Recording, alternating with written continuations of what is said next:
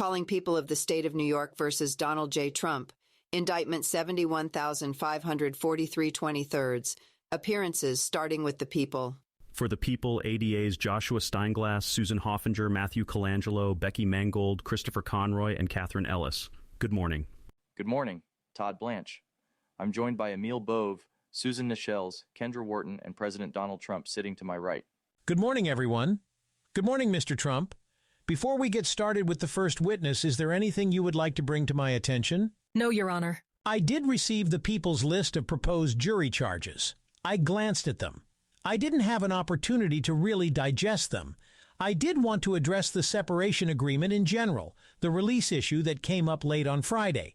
I had the opportunity to review it.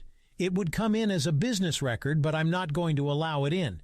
It seems to me that this would be used to justify an explanation for why somebody is not here. It doesn't prove any element of the offense. It doesn't move the ball in any way in satisfying your burden of proof. So I'm going to deny your application. Can I hold on to this one? Mr. Steinglass nods yes.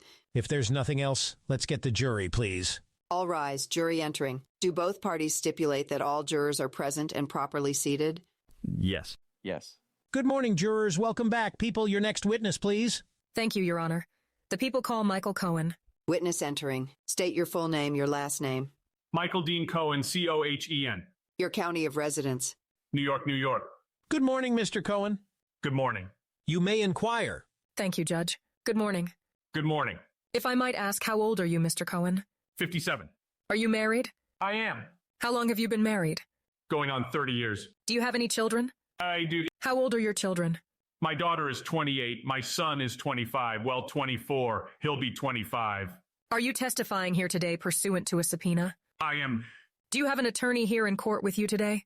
I do. Mr. Cohen, if you could tell the jury a little about where you grew up and your childhood education. I grew up in Lawrence, Long Island. It's part of the 5 towns in Nassau County. My father is a Holocaust survivor who ended up emigrating to Toronto, Canada, where he went to medical school. Came to the United States in the mid-60s to teach head and neck reconstructive surgery. Met my mom, who is a surgical nurse. 4 children later, here I am. Where did you go to college? I went to the American University in Washington, D.C. What did you study in college? Law and government. After college, what did you do? I went straight to law school. Tell the jury a little bit about why you wanted to be a lawyer. Actually, I didn't want to be a lawyer. My grandmother wanted me to be a lawyer. My family is comprised of doctors and lawyers. My 3 siblings are lawyers. Obviously, my father, my uncles are either doctors or lawyers. The lawyers are married to doctors. I wanted to go to Wall Street. My grandmother was like, that's not going to happen. So you went to law school? The witness nods yes. Did you graduate from law school? Yes. What year? 1991. Were you admitted to practice law? Yeah. Do you remember what year that was? 1992. After law school, where did you move? I was living at my parents' home and ultimately Manhattan. Has New York City been your home since that time? Yes. Where did you start your legal career? I started over at 225 Broadway with a firm called Estrin and Associates. It was a personal injury, medical malpractice, tort litigation firm. In addition to practicing law at some point in the 1990s, did you also buy part of a business in taxi medallions? I did. Explain why you did that. So, one of my clients was leaving the country to move to Israel, and it gave me the opportunity to buy 50% interest in a company called Manhattan Maintenance. That was 1995. And so I did. I thought it was, and it turned out to be at that time, a very good investment. Did you also invest in some real estate along the years? I did. Tell us a little bit about that. I started purchasing new developments, specifically in Trump properties. My very first one in the year 2000 was at Trump World Tower. I also bought on 60th Street, 431. I'm sorry, it was called Bridge Tower on 60th Street. Ultimately, down the road, I ended up going into business with a friend of mine who had grown up with me, and we started purchasing buildings. Did there come a time when you became a partner in a law firm called Phillips Nizer? Yes. What kind of work did you do there? I was basically doing business in corporate law. Did there come a time when you left Phillips Nizer? Yes. Approximately what year was that? 2007. Why did you leave Phillips Nizer? I left because I was offered an opportunity by Mr. Trump to come work at the Trump Organization as his special counsel.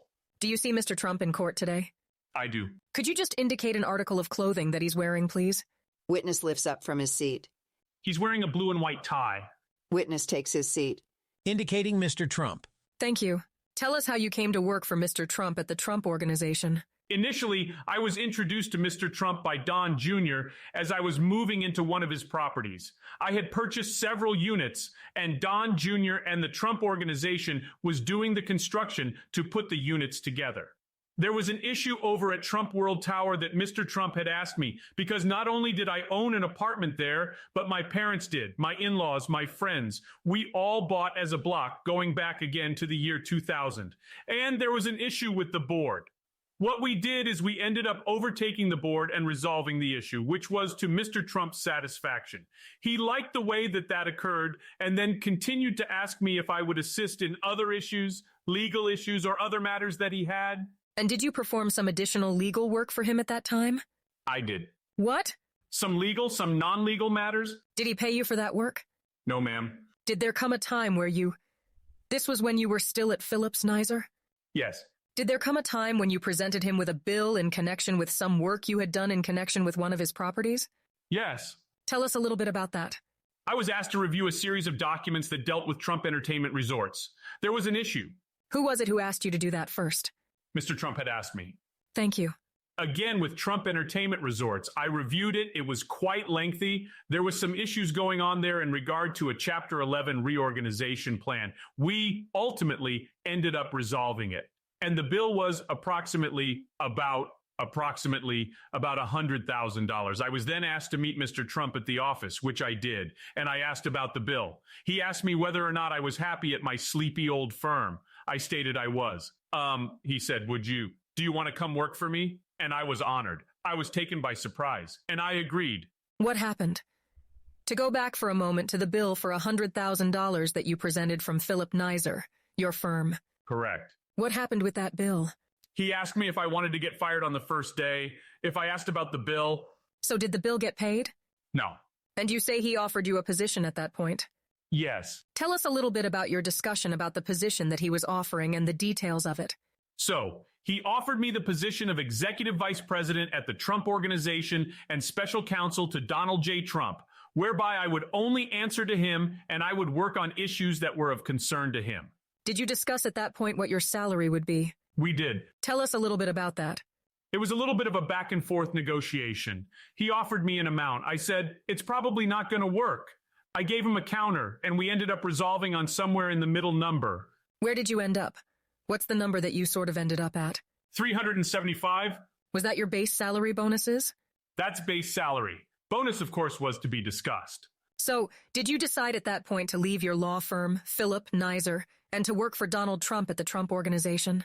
I never went back, not even that day. He sent over some employees to my office to pack up my office and gave me Ivanka Trump's old office on 26, the 26th floor. Is that near his office on the 26th floor?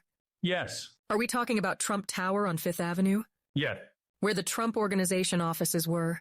Yes, ma'am. Approximately how many years did you end up working at the Trump Organization as Mr. Trump's special counsel? Is that what you said? Yes, ma'am. How long? 10 years. 2007 to approximately when? January of 2017. How old were you when you first started working at Trump Organization for Mr. Trump? If you recall. I don't... Were you still in your 30s? Yes. And was? I think you mentioned before, but when you started, what was your title? Executive Vice President and Special Counsel to Donald J. Trump. And just in terms of your salary and your bonus, approximately all in, how much were you making at the Trump Organization? $525,000. And did that change over the years, or did it largely stay the same? Well, it changed. Initially, after the second year, he cut my salary. Ultimately gave it back 2 years after that, but it stayed the same. Tell the jury a little bit about what kind of matters you handled for Donald Trump at the Trump Organization during that 10 years. It was whatever concerned him, whatever he wanted. Initially, when I first started working at the Trump Organization, I was presented with an opportunity and I brought it to Mr. Trump immediately. We liked it. It was in New Jersey. It was called the In-Cap Gulf Redevelopment Project. It was a 1,000-acre landfill remediation project. And this was all very exciting to me because it was all new and I enjoyed the challenge. And along with two other colleagues, we started to get this project up and running. It ultimately didn't come to fruition because the funding got pulled by Governor Corzine in New Jersey at the time. but it was an exciting project. So this is one of the projects that you handled for him? Yeah, Who did you report to at the Trump Organization? Mr. Trump. Were you at any time part of the General Counsel's office at the Trump Organization? No, ma'am. And why not? That's not the discussion in terms of when I elected to take the position. It was always reporting directly to Mr. Trump. Just to Mr. Trump. So, in the course of your work for Mr. Trump at the Trump Organization, did he ever ask you to renegotiate bills for him? Yes. Tell the jury, give us some examples of your renegotiating bills and what you did. Well, for example, a law firm would send an invoice. He didn't believe that the invoice was fair, reasonable, justified, and so he would give me the task of renegotiating a specific bill. Did you ever renegotiate bills from other types of vendors? For example, regarding Trump University? Yes. Tell us a little bit about that. So, Trump University fell into trouble, and there were approximately 50 vendors that had not been paid. There was a sum certain that was in the bank at the time, approximately $2 million. Unfortunately, the bills far exceeded that $2 million. But Trump was not going to fund the balance. And so what I did is I put them onto a spreadsheet, a handwritten spreadsheet, divided it by the $2 million, and came up with basically 20% of everyone's invoice. I contacted each and every one of the vendors, and all but two accepted ultimately the 20%. We had releases drafted. And upon the receipt of the release, within 48 hours, we had checks sent to them by FedEx. So, did Mr. Trump ask you to renegotiate all those bills regarding Trump University? Yes. And you said all but two. What happened with the other two vendors? They just went away. You mean, did you pay them? No, ma'am. Now, once you accomplished that task for Mr. Trump of renegotiating all those bills with the Trump University, did you report back to him? Yes, but not in its totality. Each and every release was separate. I would go straight into Mr. Trump's office, and I would advise him of the task being accomplished. Why did you do that? For two reasons. The first was so that he knew I was on it and I was doing what he had asked. And the second was really to obtain credit so that he understood that, again, I was accomplishing what he wanted. Do you have a memory of advising him about accomplishing that task of reducing the payments to vendors and his reaction? Do you have a memory of that? Yes. What do you remember him saying when you told him you accomplished that task? It's fantastic. It's great. How did that make you feel? Like I was on top of the world. Did you renegotiate other bills for Mr. Trump at the Trump Organization, besides the ones that you just mentioned? Yes. From your experience over the 10 years working at the Trump Organization, are you aware whether Mr. Trump directed other employees or executives to negotiate bills? Not to take the first bill, but to negotiate them down. Yes, Let me ask you a question, Mr. Cohen. During the years that you worked for Mr. Trump at the Trump Organization, did you threaten at times to sue people or companies during those years? yes. And explain why you did that. Well, it would depend on what the issue was. We had an issue, for example, with a Miss USA pageant contestant who, Mr. Trump was being defamed, the Miss Universe organization, so he brought an arbitration against her. That matter ultimately got resolved with the press as an example, that if they said something that angered him, I would reach out to the press, and I would express to them their need to either redact or take the article down, or we would file an action against them. Did you do that in a strong and threatening manner at times? I would say so, not all the time, but often. Now, you mentioned a bit about this. During your time working for Mr. Trump at the Trump Organization, did you also work on some personal matters for him? Yes. Can you just give us a brief example of some of that? So one instance, his limousine was hit by a yellow cab. And knowing that I had deep roots into the yellow cab industry, he asked me to meet with the driver, who provided me with the police report, and to have them pay for the repair on the vehicle. Did you ever do some personal work regarding his residence or his family, for example? Yes. Tell us a little bit about that.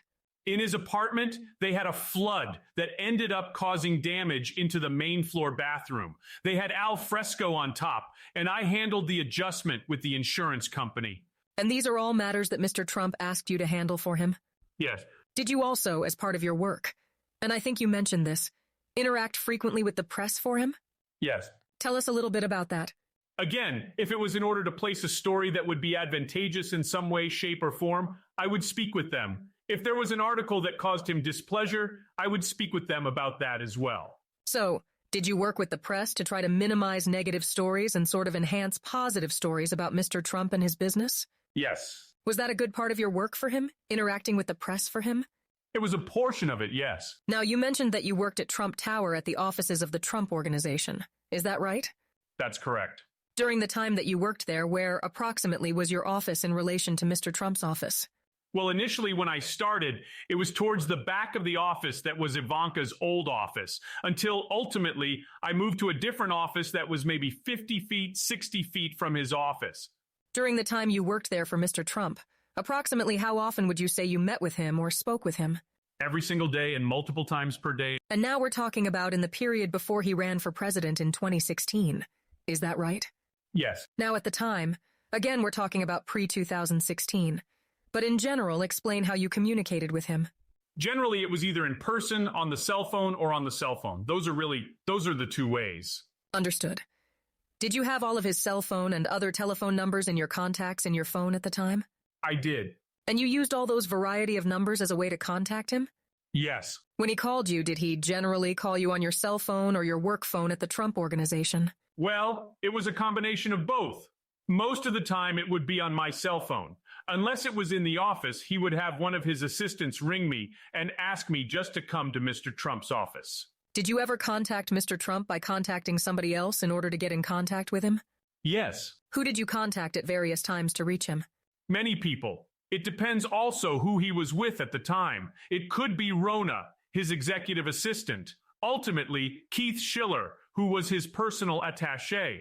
It could be one of the Trump children. It could be Hope Hicks. It was any number of people. And you had, for example, Keith Schiller's number in your contacts as well, right? Yes. And Hope Hicks's number in your contacts as well. And you used those numbers in your contacts to make those calls. Is that right? Yes, ma'am. As far as you know, did Mr. Trump use email to do his work? No, Mr. Trump never had an email address. Did he ever comment to you about folks who time to time get into trouble using email? Yes. Can you tell us about that? Yes. During certain conversations, he would comment that emails are like written papers. He knows too many people who have gone down as a direct result of having emails that prosecutors can use in a case. When you say going down, do you mean getting in some sort of trouble? Yes, ma'am. When you met him in person, you said. Where did you generally meet him? In his office. What times of day generally in his office? All throughout the day. Were they sometimes early in the morning? Yes. Sometimes later, towards the end of the day, or even early evening? Yes. When you met him at the office, did you generally meet in his office? Yes. Did you need to make an appointment to go see him in his office?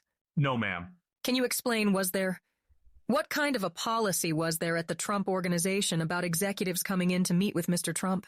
Mr. Trump had an open door policy, which if there was somebody in there, you waited. And if not, you knocked on the door. And I would say, boss, do you have a second? And I would walk right in. And others did the same, to your knowledge? To my knowledge, yes. Now, when you met with Mr. Trump at the Trump Organization in his office, did you generally record those meetings in your calendar? No, ma'am. As part of your work at the Trump Organization, did you feel that it was part of your job to keep him updated on matters that you were handling for him? Yes, it was actually required. Tell us what you mean by that. When he would task you with something, he would then say, keep me informed. Let me know what's going on. And what he was saying, what everybody did is, as soon as you had a result, an answer, you would go straight back and tell him, especially if it was a matter that was troubling to him. So, two things just to break that down. You said everybody. Do you mean you're aware of other executives who... I apologize, yes, other executives. So they would report back to him as well? Yes. But you felt it was part of your job, and what he wanted from you, to promptly report to him when you were handling a matter for him about the progress and whether it was resolved. Yes, and that's what I did. Did you have a sense or did you learn from your experiences with him that if you didn't keep him updated or things didn't go well that you were working on, that would create an issue for Mr. Trump? Yes. Can you explain that just a little bit? If you didn't immediately provide him with the information and he learned of it in another manner, that wouldn't go over well for you. To the extent that you discussed the requirement to report frequently to Mr. Trump, was it your sense, based on working with him, that he was a micromanager about the work of his organization and of which he was concerned? Yes, ma'am. Did you have a way of referring to Mr. Trump when you worked for him? Yes, What was that? I would call him boss, Mr. Trump. And in working for him for 10 years, all the variety of the types of work that you did for him, what was it like for you? How did you feel about working at the Trump Organization during those years? It was fantastic. It was. Working for him, especially during those 10 years, was an amazing experience in many, many ways. There were great times. There were several less than great times. But for the most part, I enjoyed the responsibilities that were given to me. I enjoyed working with my colleagues at the Trump Organization, the Trump Children. It was a big family. During the years that you worked for him at the Trump Organization, did you at times lie for him? I did. Why did you do that? Because it's what was needed in order to accomplish a task. Was there also a sense? Did you feel a sense of obligation towards him as well? Yes. Did you at times during your work for the Trump Organization, at the Trump Organization for Mr. Trump, bully people for him? Yes, ma'am. Why did you do that? Again, in order to accomplish the task. The only thing that was on my mind was to accomplish the task, to make him happy. Now, over the years that you worked for him, did he reward you with some additional titles? Yes. Tell us just a little bit about that. Well, he placed me on the board of the Miss Universe organization. There were 3 members, Mr. Trump, Alan Weisselberg, and myself. Years later, myself and another colleague were made co-presidents of Trump Productions. I sat on the board of 5 different Trump properties as treasurer. Those were some of the additional titles that he rewarded you with? Yes, ma'am. Are you aware that in connection with your work for him, some people described you as his fixer? Yes, some have described me as that. From your perspective, is that in some ways an accurate title, an accurate moniker? It's fair. I just want to ask you some questions about your telephone numbers, and I'm going to ask you only about the last 4 digits of some of those numbers. During the period of 2015 to 2017, when you were working at the Trump Organization, did you use a cell phone number ending in 6866? I did. Did you also use a cell phone number ending in 0114?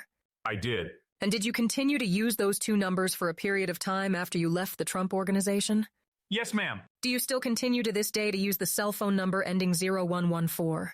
Yes. Now, during the time that you worked at the Trump Organization for Mr. Trump, you also had a landline work number. Is that right?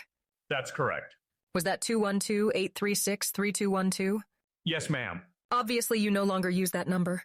No, ma'am. After you left the Trump Organization, did you also have a number associated with a law firm in New York? Yes. Was that 212-872-9849? Yes. Obviously, you don't still use that number. No, ma'am. In connection with the investigation of this case, did our office ask you to provide 2 cell phones that you had used for a period of time up until April of 2018? Yes. And did you agree to provide those 2 cell phones to us that you had previously used with the 2 numbers?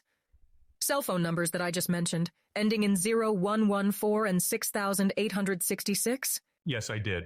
Did you provide those phones to us in January of 2023? Sounds correct, yes. And was that pursuant to our request that you turned those over to us? Yes, merely the request. Did you consent to do that voluntarily? I did. Now you keep contacts on your phones. There were contacts that were kept on those phones, is that right? That's correct. What kind of information just generally was in your contacts on those phones? Names, email addresses, potential addresses, cell phone numbers, home numbers, fax numbers. Were there also sometimes other information associated with folks whose contacts you had in there? Yes, ma'am. Did you keep anybody else's contacts in your phone as well? Personal ones, yes. In other words, however, what I'm asking about is not just your contacts of your contacts and the folks that you know, but did you also at some point include or sync with your contacts somebody else's contacts? I did. Tell the jury about that. Actually, I didn't do it. It was done by the IT people. I was spending a significant amount of time with Mr. Trump, and we ultimately decided, he agreed, to have his contact number synced to my cell number, to my account as well. That way, if we needed to travel, if he needed to get somebody on the phone, he would just say, Michael, get me so-and-so on the line, and I would have them in my cell phone. As a result of this syncing process, did your personal contacts also end up in his phone? I'm not certain about that. You're not certain. Just his contacts in your phone? Yes, ma'am. Do you remember approximately when you synced or someone else synced his contacts into your phone, if you know? I don't. As a result of having both your contacts and Mr. Trump's contacts in your phone, did you have over 30,000 contacts in your phone? Yes, ma'am. During the time you worked at the Trump Organization for Mr. Trump, was your email address mccohen@trumporg.com? Yes, it was. After you left the Trump Organization during the years of 2017 and 2018, did you also use another email address, mccohen@mdpe.com? Yes. You no longer have that email address, is that right? That's correct. Did you also use a personal Gmail address that you still currently use? Yes. Mr. Cohen, do you know someone named David Pecker? I do. Who is he and how do you know him? I knew David Pecker before I even knew Mr. Trump. We had mutual friends and we had met at a function out in Long Island many, many years ago. I then was reacquainted with David Pecker, who is the president, CEO of AMI. Most people know him more from his magazines and his newspapers, National Enquirer, Star, OK, and Men's Health, etc. Did you from time to time speak to Mr. Pecker even before he came? Before you started at the Trump Organization? Not regularly, no. Once you were at the Trump Organization and introduced to him again by Mr. Trump, did you speak to him from time to time? Yes. When you spoke to him, did you speak to him by phone? Yes. Did you have his cell phone and work numbers in your phone contacts? Yes. Did you use those contacts to speak with him? Yes, ma'am. At times, did you also speak with Mr. Pecker using an encrypted application called Signal? Yes. Why did you do that? Well, depending upon the matter, sometimes we thought that encryption, not having the event traceable, would be beneficial. Was it because it was something you wanted to keep confidential and didn't want anybody to be able to trace it or look into those communications? Yes, ma'am. And did you also at times communicate with Mr. Pecker by email? Yes. And you had his email address as well in your contacts, is that right? Yes, ma'am. Now, did you speak with Mr. Pecker at the Trump Organization about matters having to do with Mr. Trump prior to June of 2015? Yes, but rarely. And was it? What sort of matters were the few matters that you spoke to him about, if you can remember, prior to 2015? There were some things that had come up. For example, Mr. Trump had donated money to a charity. It was Harlem for Hoops. We had come into information that they had no funding, and I brought it to Mr. Trump's attention. He said, yes, we wanted to get the story out, so it would be things like that. And to try to get a good story out about him? A good story, yes. And, to your knowledge, prior to 2015, when Mr. Trump announced that he was running for the presidency, did you know whether Mr. Pecker or AMI ever paid for public stories to prevent them from becoming public? There were stories. I apologize. My question is quite wrong. Prior to Mr. Trump announcing his run for the presidency, are you aware of AMI ever paying to suppress stories? No, ma'am. Would you say you had a good relationship with Mr. Pecker? I would, yes. Did you know someone named Dylan Howard? I do. Who was Dylan Howard? Dylan Howard was an employee over at AMI. What was your understanding about what his role was at AMI, if you knew? He worked for Mr. Pecker to the same extent that I worked for Mr. Trump. Did you speak with Mr. Howard in person or generally by phone? I spoke to everybody in 3 different manners, by phone, by email, and in person. Did you have Mr. Dillon's phone numbers and contacts in your phone? Yes, ma'am. Did you use those numbers to contact him? I did. Now, at times, did you also communicate with Mr. Howard using that encrypted application Signal? Yes, ma'am. And why did you choose to do that with your communications with Mr. Howard? For the same reason. It was a sensitive matter that we wanted to keep private. Did you also communicate by text with Mr. Howard? Yes. And sometimes by email? Yes. Again, using your contacts that you had in your phone? Yes, ma'am. Did there come a time in 2011 that Mr. Trump was exploring a run for the presidency? Yes. Can you tell us a little bit about that? So, in 2011, I had come across, while reading the paper, a poll that stated 6% of all the people who had taken the poll thought Mr. Trump should be president of the United States of America. And so, I took that article and I brought it to Mr. Trump. And I said, what do you think? He said, it's interesting, we should look into it. And did he look into it in some degree in 2011? He did. Do you recall whether he spoke publicly in 2011 about exploring a run for the presidency?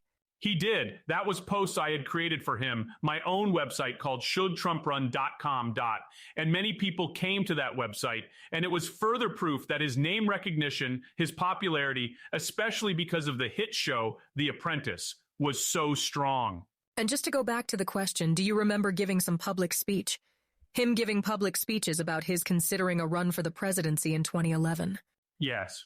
Were those, if you recall, covered in the news? Yes. Did he ultimately decide to run for the presidency in 2011? No. What was your understanding why he decided not to run? There were several large real estate projects he acquired, as well as another season of The Apprentice. And as Mr. Trump told me, you don't leave Hollywood. Hollywood leaves you. So he decided to stay and do that work instead? Yes, ma'am. Did there come a time then in June of 2015 when Mr. Trump announced that he was running for president? Yes. And how did he make that announcement, if you recall? I do. It was at the atrium at Trump Tower. He came down the stairs to the lowest level, and we had set up a podium. He made the announcement and a speech. Now, at the time, in June of 2015, were you, or any time, An official paid member of Mr. Trump's campaign? No. Nevertheless, did you assist Mr. Trump in his campaign? So just some colorfulness. In 2011, when Mr. Trump decided not to run, he actually promised me that he was going to do it in the next election cycle. And for years thereafter, we would talk about him running in 2015. At the very beginning, when he ultimately said, "I'm doing it," there was a lot of back and forth about which date the announcement should be. A very small group of people were attached to the campaign when it first launched. Did you have some discussions directly with Mr. Trump about what your role might be in terms of assisting with his campaign? I wasn't going to be part of it. I was just going to be a surrogate. Explain what you mean by surrogate. Sure. Surrogate was someone who speaks on behalf of the candidate and defends him in the press, speaks to the press, provides color, but not as a member of the campaign, but rather as an outside person. So again, as to give the appearance that it's unbiased. And that's the role that you performed for him and for the campaign? Yes, And did you make public appearances for him and for his campaign? I did. Tell us a little bit about that. What kind of public appearances? I would make public appearances on television, CNN, MSNBC, ABC, whoever, CBS. I would frequently provide comment to press regarding different matters that kept popping up. Did you leverage your press contacts in that way from Mr. Trump's campaign? Yes. Your relationships? Yes. Did you also develop some relationships with some key people on behalf of the campaign who put together some kind of committees or groups for him? Yes. Tell the jury a little bit about that. So while watching the rallies, I had gone to Mr. Trump and I said, one of the things that I notice is that it's very white. And we really need diversity. If you're going to win, you're going to need diversity. And so I started a group called National Diversity Coalition for Trump, along with Pastor Carol Scott, an evangelical pastor from Cleveland, Ohio. And you did that for his campaign, is that right? I did. Did you have other important contacts in the Christian evangelical community that you sort of worked with for Mr. Trump? Yes. Did you have a campaign email address, by the way? Yes, I was given a campaign email address around the time that the campaign began. Did Mr. Trump express to you any concern about negative stories about his personal life that might affect his candidacy? Yes. What? Generally, what did he say in substance? You know that when this comes out, meaning the announcement, just be prepared. There's going to be a lot of women coming forward. Now, turning back to his announcement of running for the presidency in June of 2015, did you invite David Pecker to attend that announcement? I did. Did you invite other people as well? I did. Now, sometime after the announcement in June, in about August of 2015, did you and Mr. Trump meet with David Pecker at Trump Tower to discuss what AMI could do for the campaign? Yes, ma'am. Where exactly did the three of you meet? Mr. Trump's office on the 26th floor. Could you tell the jury, please, what was discussed and what was agreed to at that meeting? What was discussed was the power of the National Enquirer in terms of being located at the cash register of so many supermarkets and bodegas, that if we can place positive stories about Mr. Trump, that would be beneficial. That if we could place negative stories about some of the other candidates, that would also be beneficial. Was there anything else that Mr. Pecker said he could also do for Mr. Trump's candidacy? Yeah. What in substance did he say? What he said was that he could keep an eye out for anything negative about Mr. Trump, and that he would be able to help us to know in advance what was coming out and try to stop it from coming out. And who did he say he would get in touch with if he was able to identify those types of stories? The answer was me, Mr. Trump also. Knowing my relationship with David, the two of you should work together, and anything negative that comes, you let Michael know, and we'll handle it. Now, subsequent to that meeting during the campaign, did AMI run stories that were positive for Mr. Trump? Yes, ma'am. And did they run stories that were negative on Mr. Trump's opponents? Yes, ma'am. And in the course of that, did AMI preview for Mr. Trump and for you some of those stories that they were going to run in their magazines and periodicals? Yes, ma'am. Can you describe just a few that you recall that they ran, specifically to benefit Mr. Trump? Some stories that were either negative on his opponents or positive for him. So some of the negative ones that I would receive from David or from Dylan Howard was Hillary Clinton wearing very thick glasses and some allegations that she had some brain injury. There was Ted Cruz, a photo of his father with Lee Harvey Oswald, claiming that Ted Cruz's father was involved in the assassination of JFK. There was an article on Marco Rubio in a swimming pool with a bunch of other men, claiming that they were having a drug binge of some sort. Did AMI sometimes send over the covers of some of these stories to you before they ran them? Yes. And what did you do with that material when they sent it over to you? Immediately showed it to Mr. Trump, And for what purpose did you show it to Mr. Trump? so that he knew that David was loyal, was on board, was doing everything that he said he was going to do in that August meeting, and was actually doing it. And do you recall from time to time when you showed Mr. Trump some of those stories what in general, his reactions were? That's fantastic. That's unbelievable. Now, did AMI ever actually seek your input into the types of stories or the content of some of the stories that they were going to run? Yes. Can we show, please, People's Exhibit 166, which is in evidence? Are you able to read that, Mr. Cohen? Yes, ma'am. Do you recognize generally this email? I do. Can you just tell the jury a little bit about what this email was? This is an email from me, Trump Org, on January 6th, 2016, to Barry Levine and CC'd to Dylan Howard. Barry Levine was an employee as well at AMI. Did Barry Levine send you something in this email? Yes. What did he send you?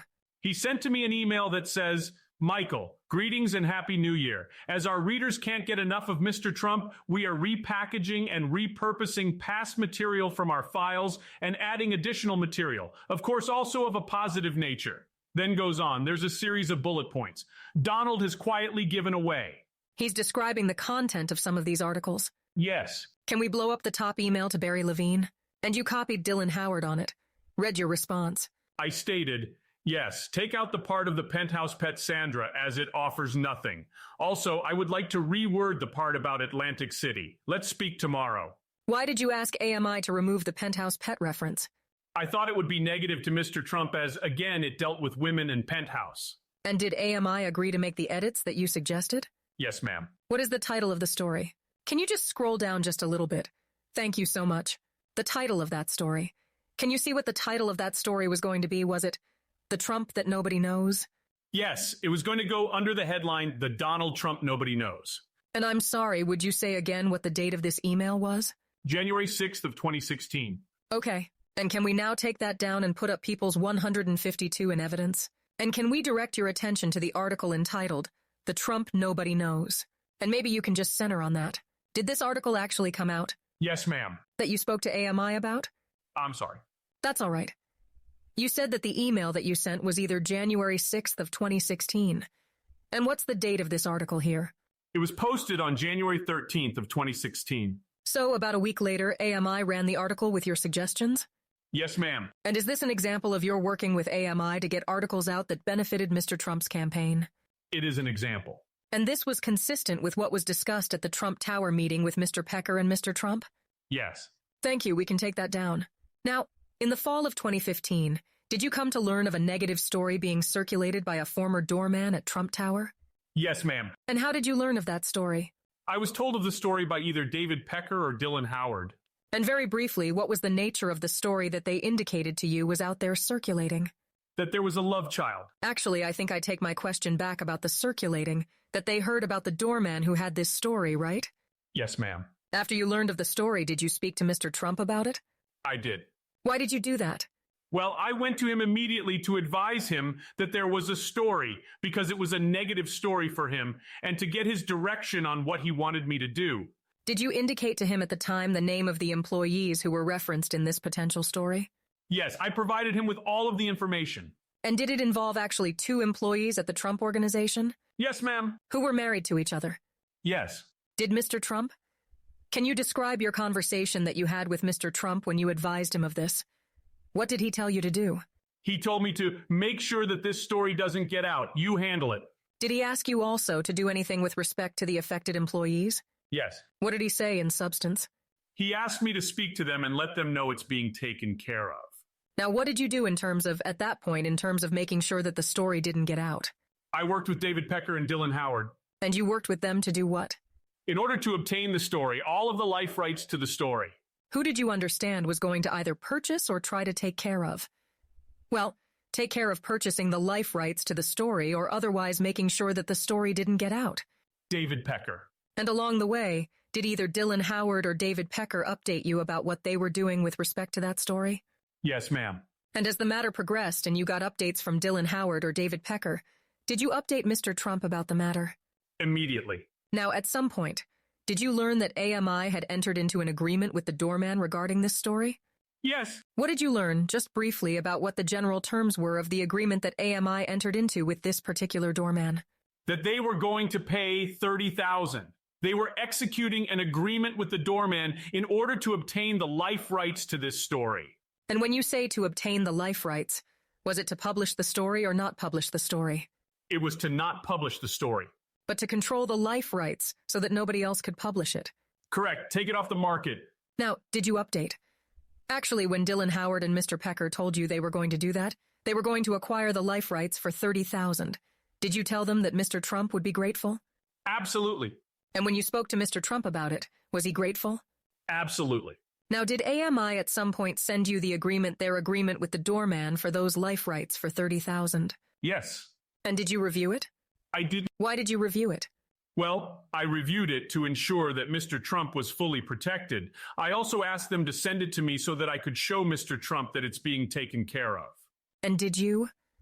When you reviewed that agreement, did you provide AMI with any feedback about the terms in the agreement? I did. What did you tell them? I thought that there needed to be a clause in there, a significant penalty for $1 million per violation of any of the terms of the agreement to ensure that the doorman knew not to go ahead and to talk about this matter. So you suggested that there be a heavy hammer to make sure that he didn't break the terms of the agreement? Yes, ma'am. Did you also suggest some other term involving perpetuity for this agreement? Yes. Can you explain that? What I found was that the agreement had what I considered to be an end date to, and so rather I said, why not just, let's make this in perpetuity. What does that mean, in perpetuity? It means that it's forever, that he owns the document, they own the story forever, and it can never come out. And did AMI agree to include that term as well in the agreement? He did. Can we put up, please, People's 165 in evidence? And do you recognize that email, first of all? I do. Who is it from and who is it to? It's from Dylan Howard on December 19th of 2015 to me at the Trump org, with the subject headline of Update. Reads, Michael, it was remiss of me not to contact you yesterday. We were on deadline for the magazines. Nevertheless, I wanted to confirm that the source executed an addendum to the agreement with a liquidated damages clause. He has been compensated accordingly. Cheers, Dylan.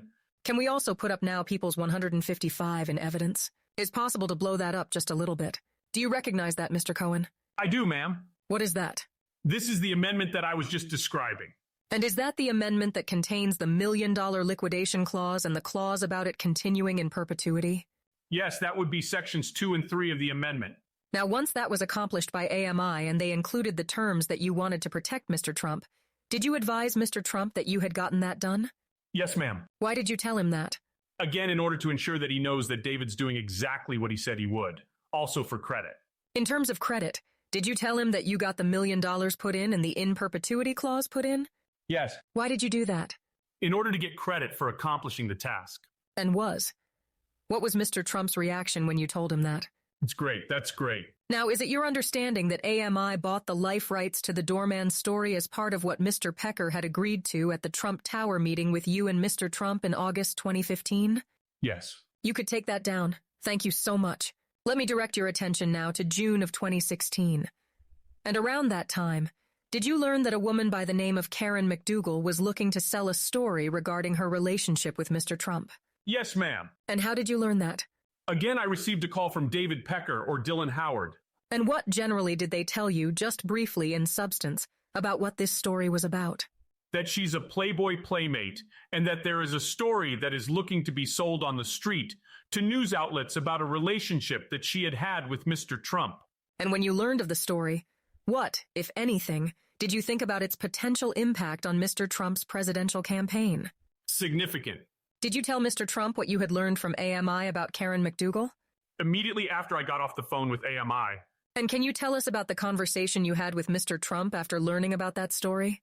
So I went to the office, knocked on it. I said, "Boss, I got to talk to you." He said, "Come in." I went in. I told him about what I had just learned. I asked him if he knew who Karen McDougal was, if he knows anything about the story. His response to me was, "She's really beautiful." Said, "Okay, but there is a story that's right now being shopped." And did you draw on any, based on your experience with Mr. Trump, did you draw any conclusion based on his response to you? Objection. Sustained. Did Mr. Trump ask you to take any action with respect to the story? Yes. What did he ask you in general to do? Make sure it doesn't get released. What did you do as a result? What did you take that to mean you should do? We need to acquire the story. And so I went ahead and I reached back out to both Dylan Howard as well as to David Pecker. Now, during the time period of about maybe June 16th or so of 2016 to August 5th of 2016, did you communicate frequently, regularly, with Mr. Pecker and Mr. Howard regarding Karen McDougal? Yes, ma'am. Why did you do that? Again, the purpose is to stop the story from being sold or marketed to an outside source. Did you want to make sure that AMI was doing that? Absolutely. Objection. Sustained.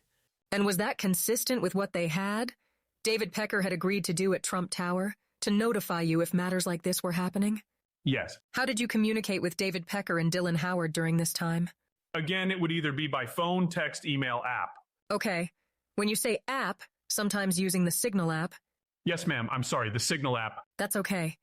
Let me just finish the question and then you answer, because the court reporter also needs to get it down. I'm sorry. And did you use for this transaction that you were working with AMI? Did you use the Signal app? I believe so. And why was that? Again, because of the nature of the issue, to make sure that it remained private. At various times when you were receiving updates from either Dylan Howard or David Pecker about the progress with Karen McDougal, did you update Mr. Trump frequently? Yes. Can we put up now, please? People's Exhibit 177. Now, I'm just going to ask you, do you recognize these texts between yourself and Dylan Howard during this time period, from about June 16th of 2016 to November 1st of 2016? I think it says here June 20th of 2016. My apologies. Do you recognize these texts during the time period that's referenced in this exhibit? I do. Let's take a look at first, please, the text with Dylan Howard on June 16th of 2016.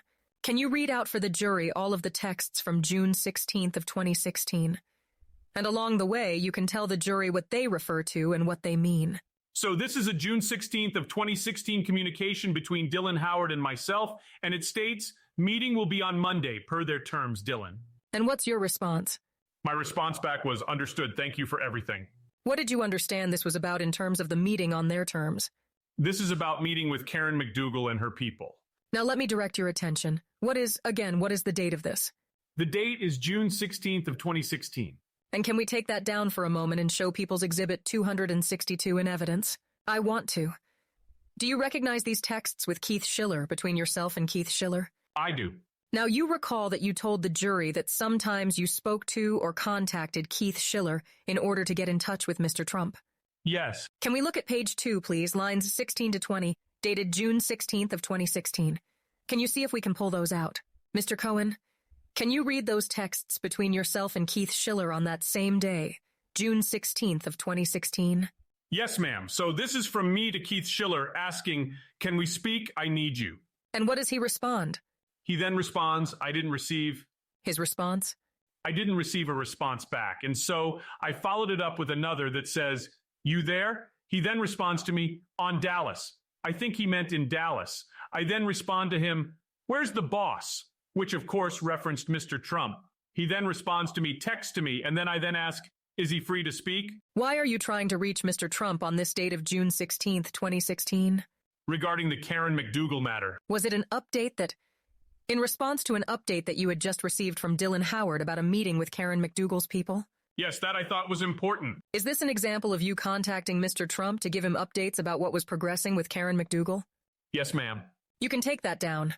Can we now put up People's 349 in evidence? And take a look at the call on 6 of 16 of 2016. Do you recognize these? These are calls between yourself and Mr. Trump, summary calls. Do you see a call between the two of you at 6:51 p.m.? Yes, ma'am. For 2 minutes and 31 seconds. Did you have that call with Mr. Trump right after you asked Keith Schiller if he was available? Meaning Mr. Trump. To speak? Yes. And what do you believe that you discussed with Mr. Trump on that call? The updates that I received on the Karen McDougal matter. Thank you. You can take that down. We go back now, please, to People's Exhibit 177A in evidence. And can we pull out the texts on June 20th of 2016? Blow those up for Mr. Cohen. Thank you. Can you start with the texts from Dylan Howard that says, I'm about to meet her. Her name is Karen McDougal. Yes, ma'am. Former Playboy playmate. So I received a series of messages. This one is dated Monday, June 20th of 2016, whereby Dylan Howard sends to me, I'm about to meet with her. Her name is Karen McDougal, former Playboy playmate. Then respond to Mr. Howard, okay, we need to speak. He then responds to me, yes, He then responds to me again, when we break. And I respond back, okay. He then sends to me a response, spoke, it says spike, but it means spoke to DP, referencing David Pecker. We just broke. I'm wrapping up with them. And then we will convene a three-way call between us all to sort this out. Understand? I've got this locked down for you. I won't let it get out of my grasp. I won't let it out of my grasp. Now, did you insist at this time on having a call with Dylan Howard right after he met with Karen McDougal?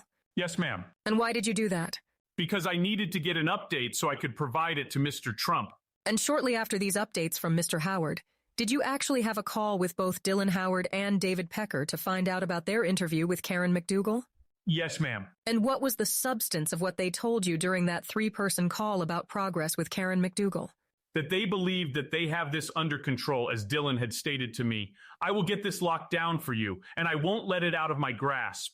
Did Dylan Howard tell you what his opinion was about whether he believed that Karen McDougal had had a relationship with Mr. Trump?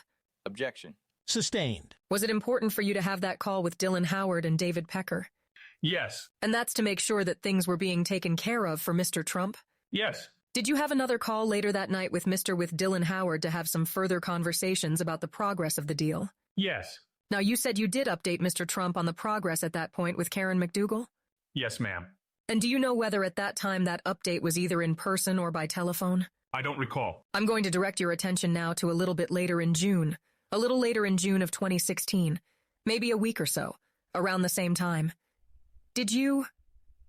Were you present for a conversation that Mr. Trump had directly with David Pecker about the Karen McDougal matter? Yes, ma'am. Where were you when you were present for and overheard that conversation? In Mr. Trump's office. And who else was in the office besides yourself and Mr. Trump? No response from the witness. It was just the two of you? I believe so, yes. And did he have a call at that point with Mr. Pecker? Yes. How did he make that call? He had the call put through, and he had a speaker box on his desk, and instead of lifting up the phone, he used the speaker box so I was able to hear. And can you tell the jury about what you recall from that conversation that Mr. Trump had with Mr. Pecker? He asked him how things were going with the matter, and David said, "We have this under control, and we will take care of this."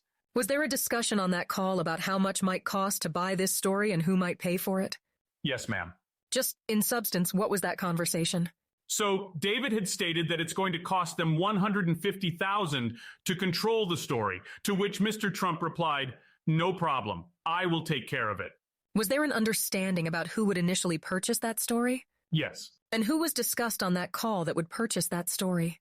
AMI was going to lay out the funds, and as Mr. Trump had stated to David, "I will take care of it." And what did you understand that to mean? He was going to pay it back. But it wasn't. Was it described at that point how that might occur? No, ma'am. After that call, did you then have a call or call Mr. Pecker? Yes. And tell us a little bit about that conversation that you had with Mr. Pecker. I just wanted to make sure that I was being updated regarding the entire matter. Did you let him know on that call that you had overheard that conversation that he had with Mr. Trump? Yes. Now let's put back up, if we could please, 177, Mr. Cohen's texts with Dylan Howard. And now the texts on July 28th of 2016 through July 29th of 2016. And let's see if we can call those out for Mr. Cohen to read. So it's Thursday, July 28th of 2016. It's from me to Dylan Howard. "Can you call me?" Dylan Howard responds back, "I've not heard back from our guy yet, so no update. Let me call him this AM and get latest. Does that work?" Who did you understand his guy to be? I believe it was Keith Davidson. And who was Keith Davidson in relation to this matter? Keith Davidson is an attorney that was representing Ms. McDougal in this transaction. And did you understand from Dylan Howard that Mr. Davidson was doing the negotiating with AMI for Ms. McDougal? Yes. Objection, Judge. Can you continue reading? I'm sorry. I'm sorry. Objection. Overruled. Okay. Same date, Thursday, the 28th of July, 2016. I sent a text to Dylan Howard. Yes, and thank you. Again, if you could read them just as they apply to July 29th. Sure. He then expresses to me they rejected the offer, told them to come back to me. It says my, but it's me by EOD, which means end of day, with a realistic number. He agreed to that. He fears she has been convinced to tell her story at ABC and really wants to. I implored my guy to get it done. All caps. He's getting back to me. Is that the last text? No. I'm sorry, I apologize. I then respond back to him. Okay, to which he then responds to me, we are having a video conference with her next week to outline the opportunities we will present to. We will present her to sign up with us. Then ask, do you know what day? And he responds to me, Monday or Tuesday. And I respond again, okay, thank you. Now, why were you pressing for this information from Dylan Howard? So several things here. One, I wanted to know what the number was because I would have to report that to Mr. Trump. When they stated that they are having a video conference with her next week to outline the opportunities, I needed to know what day, again, so that I could update Mr. Trump and he could have all the necessary information. Did you also speak to David Pecker around this time about how things were moving along in the negotiation with Karen McDougal and her lawyers? Yes. Was there some particular pressure that you felt at this point that AMI should get this done? Yes. What was that? There was the campaign, and we were concerned that this story was going to find its way to ABC, meaning ABC News, 2 now. We can take that down. Thank you. Let me direct your attention now to August 5th. Well, withdrawn. At some point in August now 2016, so shortly after those texts, did you learn that indeed an agreement had been finalized between AMI and Karen McDougal? Yes. And how did you learn that? I was told by David Pecker and Dylan Howard. And what was your understanding from them about what the terms of that agreement were going to be? The terms were going to be compensation to her in the amount of $150,000, as well as they were going to provide her with 24 penned articles that would bear her name, as well as she was going to be on 2 covers of one of the various magazines that they owned. And did you have a conversation just between yourself and David Pecker about the parameters of this agreement with Ms. McDougal? Yes. Did Mr. Pecker tell you that he felt that the agreement was bulletproof? Yes. And what did you understand that to mean? That they got it, that this is locked down. We prevented the story from being released on ABC News, and effectively the story has now been caught. And did you update Mr. Trump on that conversation? Yes, ma'am. And did you tell him that you had been told by David that the agreement was bulletproof? Yes. What was Mr. Trump's reaction to hearing that an agreement had been signed and done, and that it was bulletproof? Fantastic. Great job. Now, did at some point Keith Davidson, the attorney for Karen McDougal, reach out to you after the agreement had been finalized with AMI? Yes. Were you familiar at that time with who Keith Davidson was? Yes. And how did you know him at that time? I had worked with Keith Davidson back in 2011 when there was a story that was out that dealt with Stormy Daniels, and in that story, it was on a website called thedirty.com, that Stormy actually wanted to be taken down, and we had worked together to effectuate that. To take the story down from The Dirty?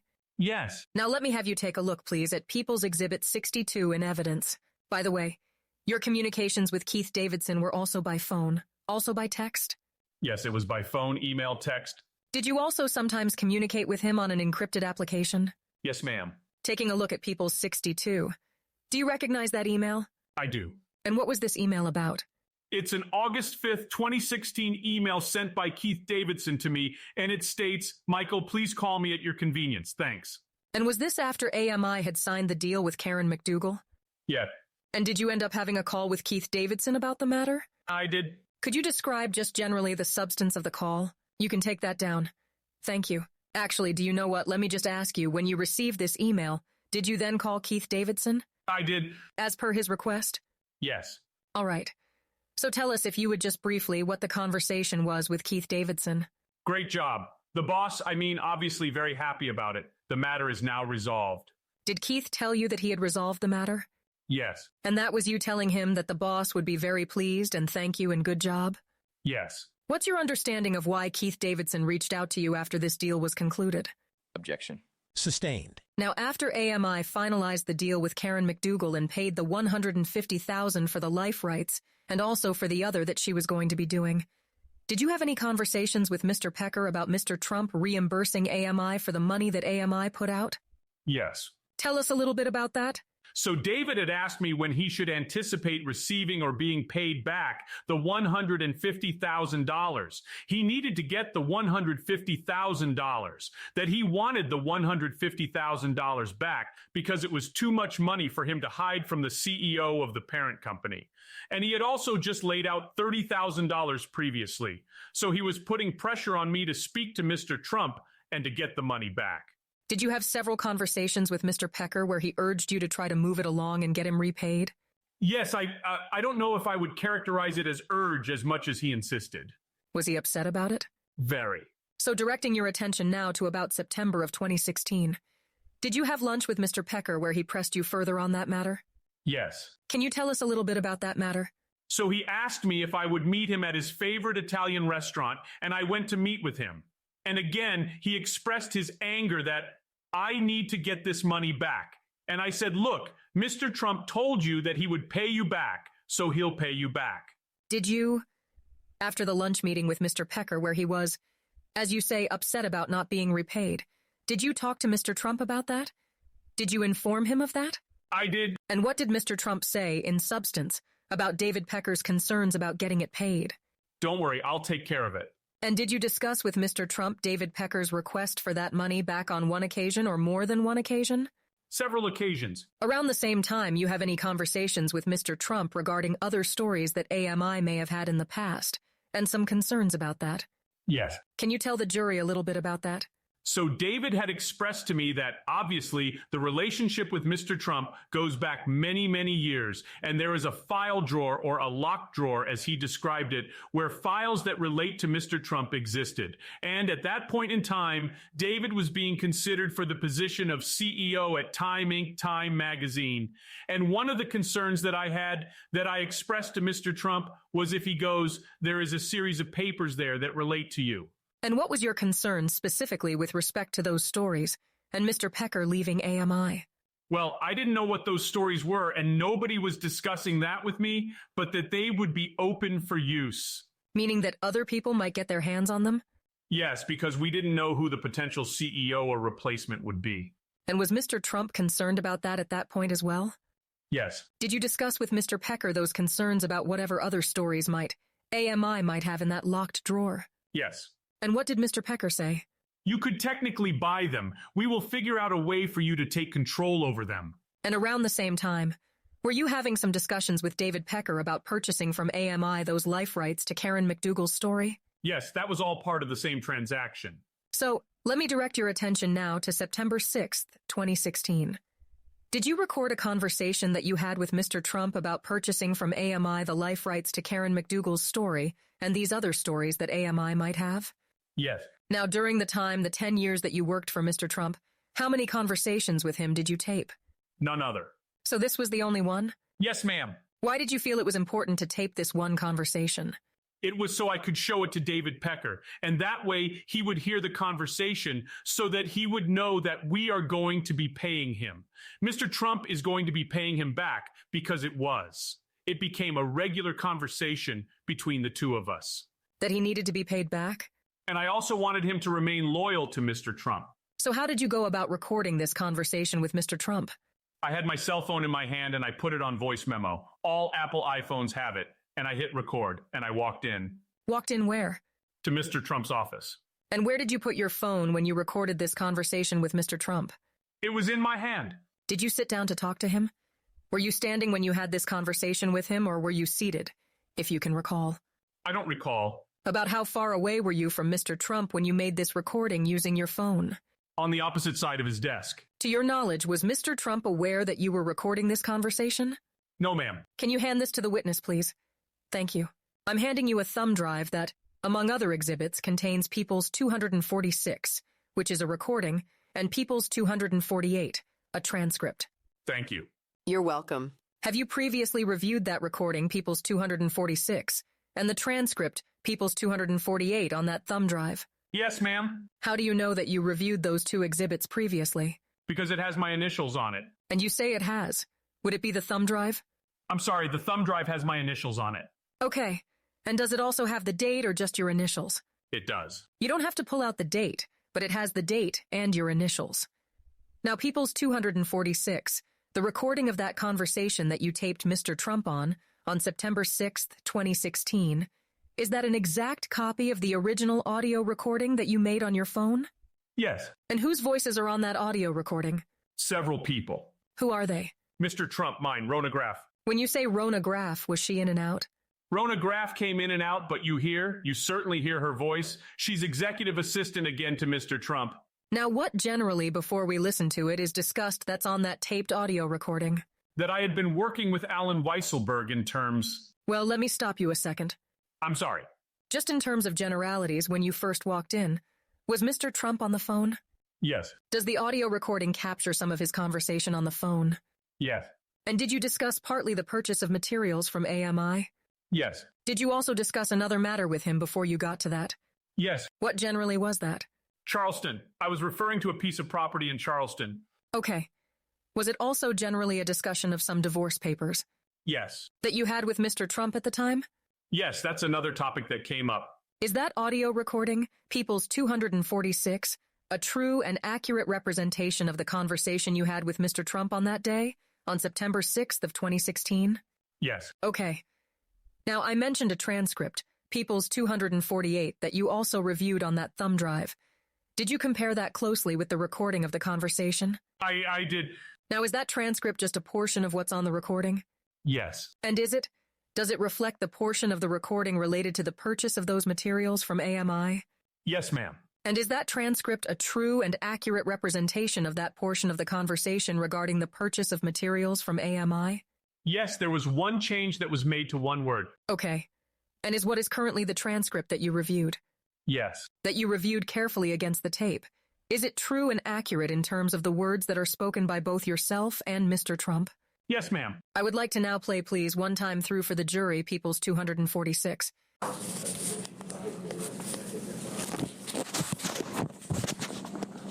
Let me know what's happening, okay?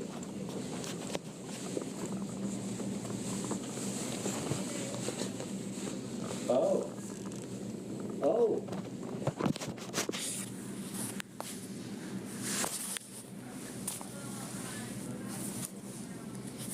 Maybe because of this, it would be better if you didn't go. You know, maybe because of this, for that one. You know, I think what we should do is get rid of this because it's so false what they're saying. It's such bullshit.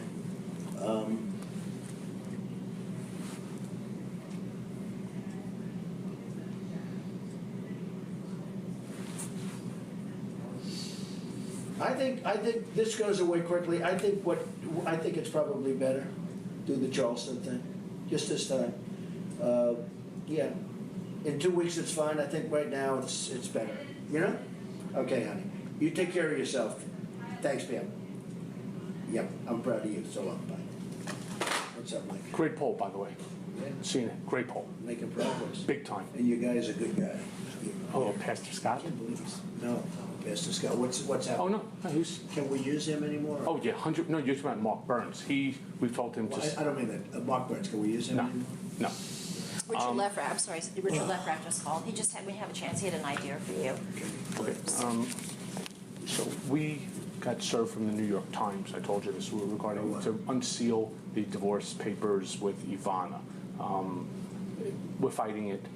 Kasowitz is going We to should never be able to get that done. never. Kasowitz doesn't think they'll ever be able. They don't have a. Give me your code, please. They don't have a legitimate purpose. And you So have a woman that doesn't want to unseal. correct. So you've been handling it. Yes, and it's That's all been going on for a while. for about 2-3 weeks now. All you have to do is delay it for. Even after that, it's not going to ever be opened. There's no purpose for it. Told you about Charleston. I need to open up a company for the transfer of all of that info regarding our friend David. You know, so that I'm going to do that right away. I've actually come up and Give it to me. I've spoken to Alan Weisselberg about how to set the whole thing up with So what are we going to pay? funding. Yes, and it's all the Yeah, I was stuff. thinking about that. All the stuff, because you never know where that company, you never know where he's going to Maybe be. gets hit by it. Correct. So I'm all over that, and I spoke to Alan about it. When it comes time for the financing, which will be, Listen, what financing? we'll have to pay you. So I'll pay with cash. no. I got no. Hey, no. How are you? And if we can play it once in its entirety. Thank you. Now, Mr. Cohen, let me ask you. The first 2 minutes or so of the conversation were not related to the Karen McDougal matter. Is that right? That's correct. That's when Mr. Trump was on the phone and when you were talking to him about some other divorce papers in Charleston. Is that right? Yes, as well as Pastor Mark Burns. So I'm now going to ask for us to listen to just some portions. We are going to stop and start it. I'm going to ask you a few questions. So if we could play now the recording from minute 2 and 4 seconds to 2 and 15 seconds. Told you about Charleston. I need to open up a company for the transfer of all of that info regarding our friend David. And then I will ask you a few questions. First of all, who is our friend David? It's referring to David Pecker. And what did you mean by, I need to open a company regarding the transfer of all that information? What were you talking about? Well, to open up an LLC, and the LLC would be the beneficial owner of all of the information that was contained in that drawer that David was referencing. And all that information, including also the Karen McDougal matter? As well as the Karen McDougal matter. What was the reason for talking about opening up a company? In order to have separation, keeping it away from Mr. Trump. Now, why was it important to keep it away from Mr. Trump, the purchase of that information? For privacy purposes and for the benefit of Mr. Trump. Now, you didn't refer to Mr. Pecker by his full name. You just said David. Why didn't you use his full name? And was this sort of typical for this conversation? It wasn't necessary. Mr. Trump knew who I was referring to. It was an ongoing conversation that we had been having. Can we play now the recording from 2 minutes and 15 minutes to 2 minutes and 21 seconds? David, so that I'm going to do that right away. I've actually come up and I've spoken to Alan Weisselberg about how to set the whole thing up. Thank you. You mentioned within your conversation with Mr. Trump, Alan Weisselberg? Yes. Who was he at the time? Alan Weisselberg was the chief financial officer of the Trump Organization. And why did you tell Mr. Trump that you were setting up the LLC and discussing it with Alan Weisselberg? Because Mr. Trump had previously directed me to speak with Alan Weisselberg about getting this matter handled. And why were you letting Mr. Trump know that you had been in discussion with Mr. Weisselberg about this? Because we are going to need money, and we are going to need to open up the LLC and to resolve this issue. And Mr. Weisselberg's role at the time, you said, was? Chief financial officer. He handled all of the finances. It was. Every penny that came in or out went through Alan's office. And so this was partly why Mr. Trump directed you to work with him. And this was not unusual for you to work with Mr. Weisselberg on financial matters regarding Mr. Trump. Is that right? Correct. Now, what did you understand Mr. Trump to mean when he said, what do we have to pay for this? What do we got to pay for this? We were referring to the $150,000 that was advanced by AMI in order to purchase the life rights of Karen McDougal.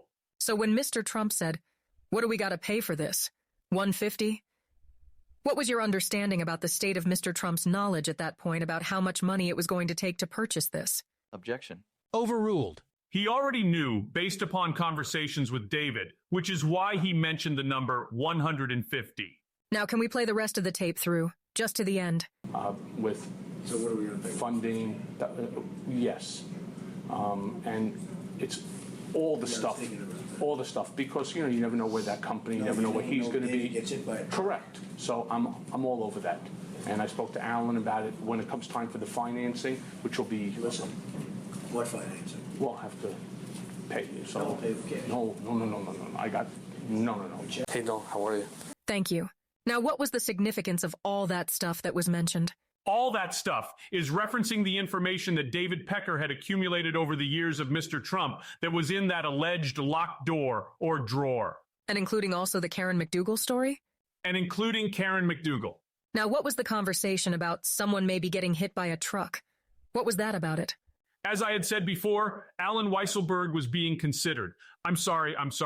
David Pecker was being considered for the CEO position of another, of Time Inc., and the concern was the information. So all the stuff refers to that. Now, you mentioned the word financing, and Mr. Trump asked you about that. Can you explain that? That was not the best usage of the word. What I really meant was funding, not financing. And what did you mean by what you had? What needed to be funded? How much money needed to be paid? Paid to who? Paid to David Pecker, AMI. Okay. And is that what you understood by, we will have to pay him something? Yes. By, we have to pay him something? Yes. What did you understand Mr. Trump to mean by saying, pay with cash? Well, to pay in green, which would obviously be one way to avoid any type of a paper transaction, but that's not what I thought was the best way to do it. And so, is that why you said no? Correct. Did you want to take a break, Your Honor? It's up to you. Is this a good time? Yes. Okay. Thank you. All right. Jurors, let's go ahead and take our morning recess. We'll see you in about 15 minutes. You may step out. All rise. Jury exits. You may be seated, sir. You can step out. Thank you. Witness excused. This video was brought to you by my supporters on Indiegogo. YouTube will not monetize these videos, so I can only afford to keep making them with your support. If you enjoyed this video and want to see more like it, please donate to my Indiegogo campaign so we can finish this trial. You can find the campaign linked at the top of the description or scan the QR code on screen now. All rise. Part 59 is back in session. Mr. Blanche, in the past, my practice has always been when there is a tape or something like that produced into evidence, I normally give some sort of limiting instruction along the lines of, jurors, I just want you to know that the transcript is not evidence. The transcript is just an aid to assist you, and it is the tape that is evidence. No one has requested that instruction. Do you want to leave it like that, or would you want me to give it?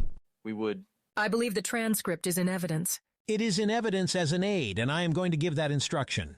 If Your Honor can give it even right now, since we finished that part of the testimony, that would make sense. Sure. Let's bring the witness back, please. Witness entering. You are still under oath, Mr. Cohen. All rise. Jury entering. You may be seated. Case on trial continued. All jurors are present and properly seated. Jurors, just one quick instruction before we continue with the testimony. You heard the tape played, and you have also seen a transcript. I just want to remind you that the evidence in the case is the tape itself. The transcript has been offered to you merely as an aid to assist you in understanding what is in evidence, and that is the tape. The transcript is also in evidence, but again, it is the tape itself that is the evidence. Thank you, Your Honor. Now, Mr. Cohen, when we ended off before the break, I was asking you about Mr. Trump saying something about paying in cash. Why did you think it was a bad idea for Mr. Trump's suggestion that this be paid in cash? Because we needed to acquire the information, the documents, and I believed that the proper way to do it would be by check and make it appear to be a proper transaction. Now at the end of the tape, it cuts off, and there is a voice that's heard at the end of the tape before it cuts off. Whose voice is that? It's my voice. And what do you recall about why that recording cut off that way with your voice? Because I received an incoming phone call. And what do you understand you were saying in that last piece when you hear your voice? Hello, are you there? Now, why did you, when you tried to take that call, you said the incoming call you thought was coming in. Did the recording of your conversation with Mr. Trump end at that point? Yes. And why did you try to take that call instead of continuing to tape the conversation with Mr. Trump? I must have believed it was an important phone call. Was there another reason also that you were comfortable ending the tape? Yes. Tell us about that, please. I didn't want to record more. I already had enough that I would have been able to show David Pecker so as to convince him that he was going to receive the $150,000 back. Now let's put up, please, for Mr. Cohen, what's in evidence, a page from People's Exhibit 400. The page that's Bates ending 2726, please. Now, Mr. Cohen, have you had a chance to review this record? This AT&T record regarding your call history? Yes. And do you recognize it to be an AT&T record of calls to or from your cell phone ending in 0114? Yes. Does it appear to show an incoming call at around the time that your recording of Mr. Trump cuts off? Yes. And does that record indicate a call at around that time that looks like it came in and perhaps went to voicemail? It says so, yes. And do you recall when you tried to pick up that call? Do you recall whether it connected or went to voicemail? I don't recall. You can take that down, please. Can we take a look now at a page of what's in evidence as People's Exhibit 263, a page with a Bates ending 69559? Does that appear to be a contact from your phone records? From your phone contacts? It is. Have you had a chance to review that against those AT&T records? I have. And does that indicate the number or the person who is attached to the number of that incoming call at around the time that the recording cut off? It does. And who does that number come back to according to your contacts? It comes back to Kathy Battle, who is the branch manager over at Capital One Bank. So it is your understanding that that was the call that came in? Yes. Based on the review of these records? Yes. You can take that down, thank you. Now, after the audio ended, you ended the audio recording by trying to pick up this call. Did you continue some conversation with Mr. Trump? Yes. And what was the gist of the conversation that you continued with Mr. Trump after the recording ended? I am going to head over to Alan Weisselberg's office, and I will get back to him with more of an update. So, was there a really substantial conversation after the end of that taped recording? Yes. And when you say yes, was it a substantially long conversation? No, it was not substantial. And at that point, as you withdrawn. You mentioned that the point of this recording was so that you could convince Mr. Pecker that Mr. Trump had agreed to repay the money? To appease him that he was going to receive the money back. Was there any reason to have any real further conversation with Mr. Trump about this at that time? No. Now, I am going to ask you to please put up People's 247 also in evidence. Now, Mr. Cohen, this is metadata from your phone regarding the taped. The audio tape of your conversation with Mr. Trump on September 6th of 2016. I want to ask you a question. After you made that audio recording using your phone, did you ever alter that recording? No. And is that recording exactly the same as the day that you made it on September 6th of 2016? Yes. You can take that down, thank you. Now, I want to go back to your conversation with Mr. Trump on that audio recording where you mentioned having spoken with Alan Weisselberg about setting this whole thing up.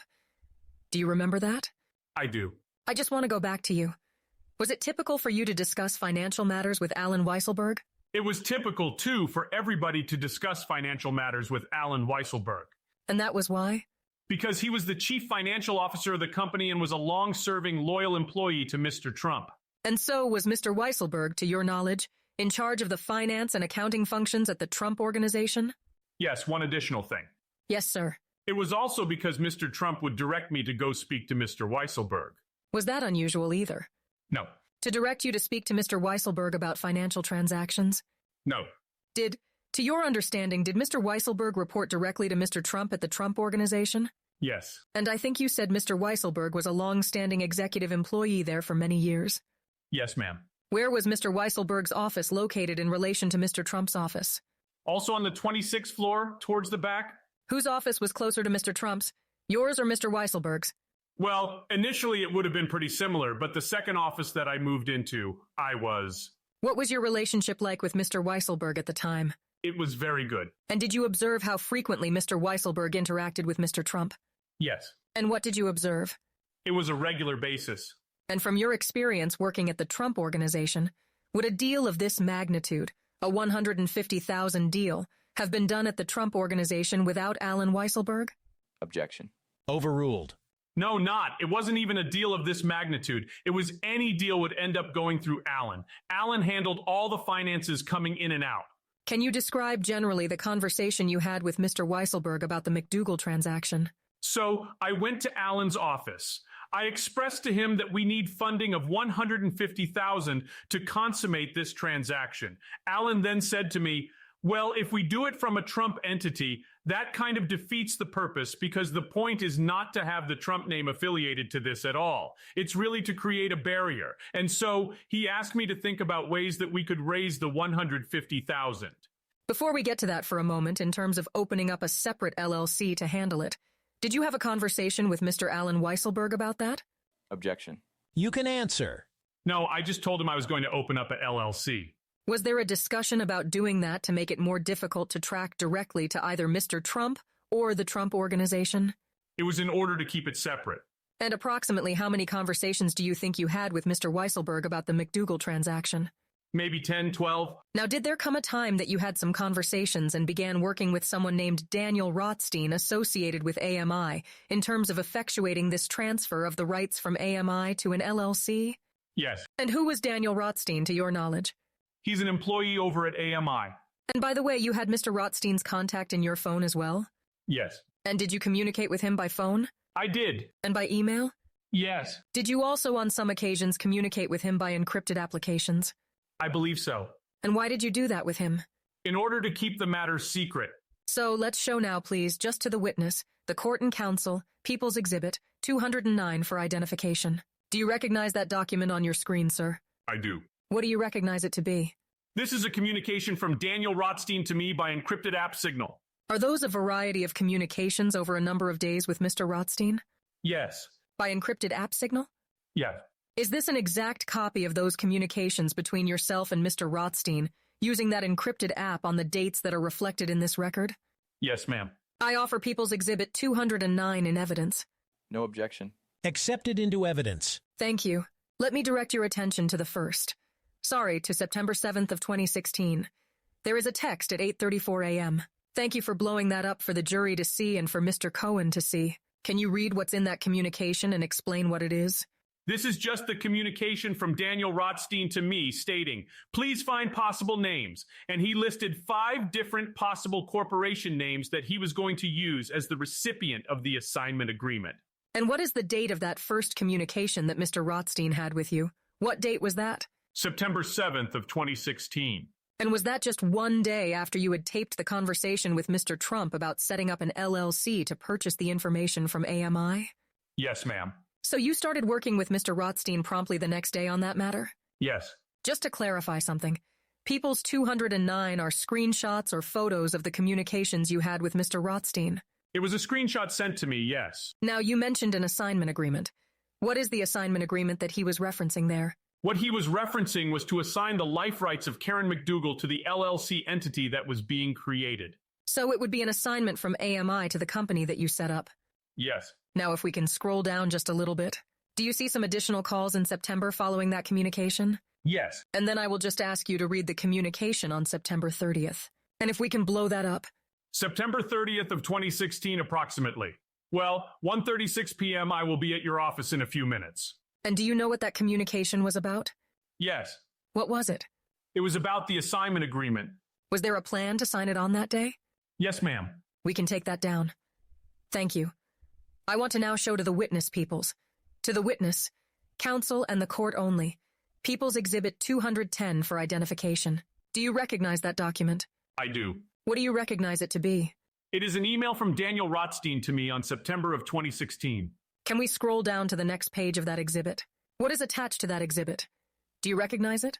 I do. Is it a form assignment of license agreement? It's a non-filled-in assignment of license agreement. And other than the redactions that are in the email of redacting email addresses, is this an exact copy of Anne from Mr. Rothstein to you on September 23rd of 2016, attaching that non-filled-in form assignment of licensing agreement? Yes, ma'am. I offer People's Exhibit 210 in evidence. No objection. 210 is accepted into evidence. Can we display that for the jury now, please? Can we look at that second page? Is that an assignment template agreement that Mr. Rothstein had mentioned in his messages with you earlier on the screenshot exhibit? The screenshot messages? It is. Now, did you go ahead? You can take that down. Did you go ahead and form the LLC, the company, that was going to handle the payment to AMI for the life rights to Karen McDougal's story? Yes. And at the time, what was the name of the company that you formed to handle that transfer of rights? Resolution Consultants, LLC. And can we put up now, just for the witness, counsel, and the court, please, People's Exhibit 215 for identification? Do you recognize this document? I do. What do you recognize it to be?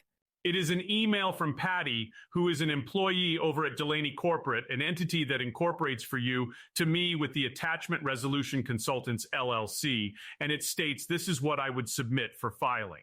And does she attach a certificate of formation for Resolution Consultants to be filed? Yeah.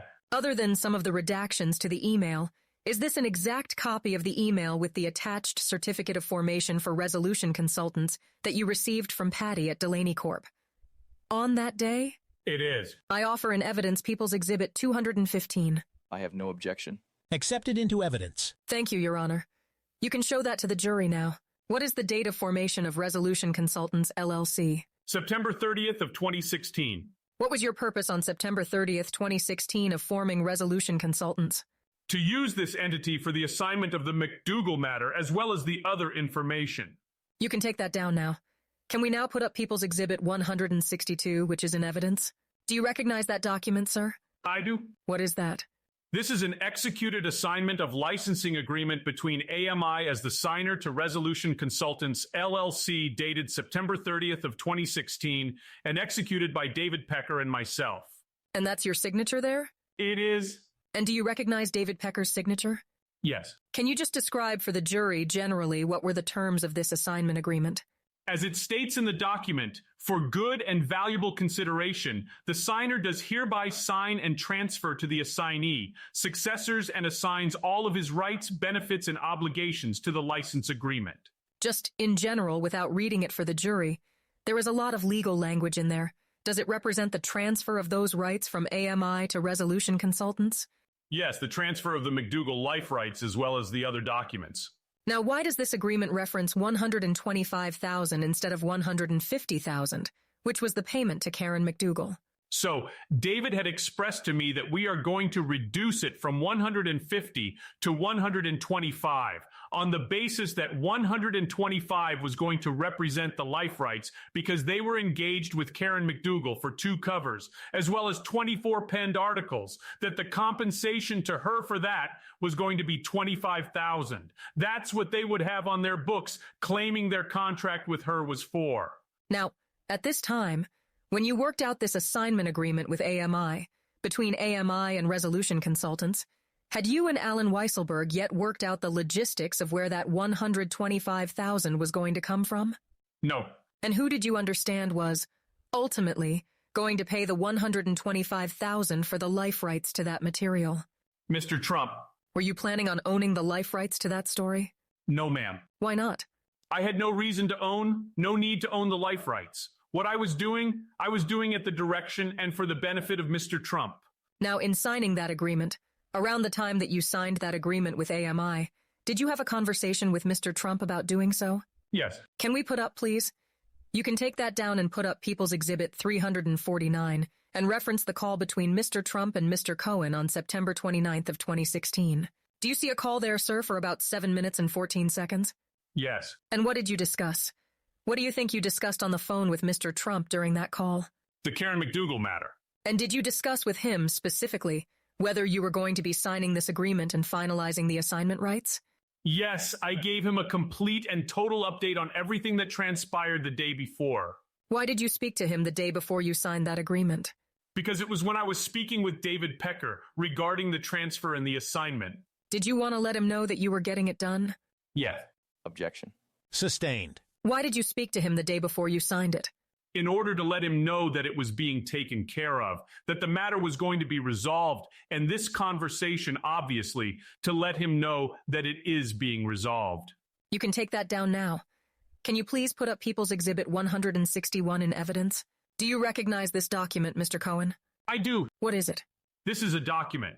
It is, as stated, an invoice from Investor Advisory Services, Inc., with an invoice number of 2016-203, dated September 21st of 2016. Did you receive this document at some point? Yes, I did. Who did you receive it from? I believe Daniel Rothstein. What did you understand was the purpose of this document? The purpose was to reflect $125,000 that was for the assignment. Was it an invoice for the payment of that $125,000? Yes, ma'am. And let me direct your attention to the description of services.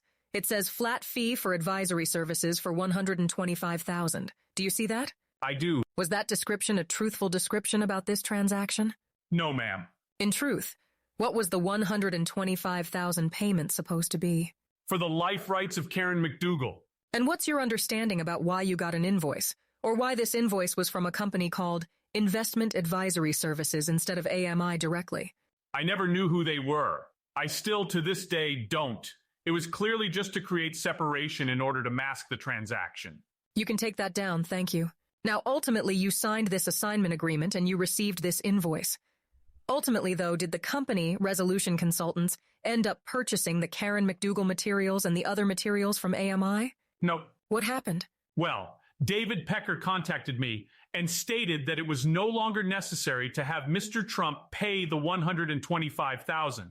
I asked him why. Satisfied, because now I would report to Mr. Trump that he wouldn't have to pay that amount of money, which would make him happy. And the reason was because the Karen McDougal front cover on Men's Health magazine had sold more copies than they had not only anticipated, I think that they had ever. The way David expressed it to me, that they had ever sold and they had made a lot of money on that. And that it was no longer necessary because he didn't need to bury the $125,000. He also then had a second cover to use McDougal on, as well as the 24 additional articles that she was. That was going to be penned with her name on it. So he felt that it was, even for the $150,000, it was an excellent business deal. Did he tell you what to do with that assignment of rights agreement that you had signed? He did. What did he tell you to do? He told me to rip it up. Forget it.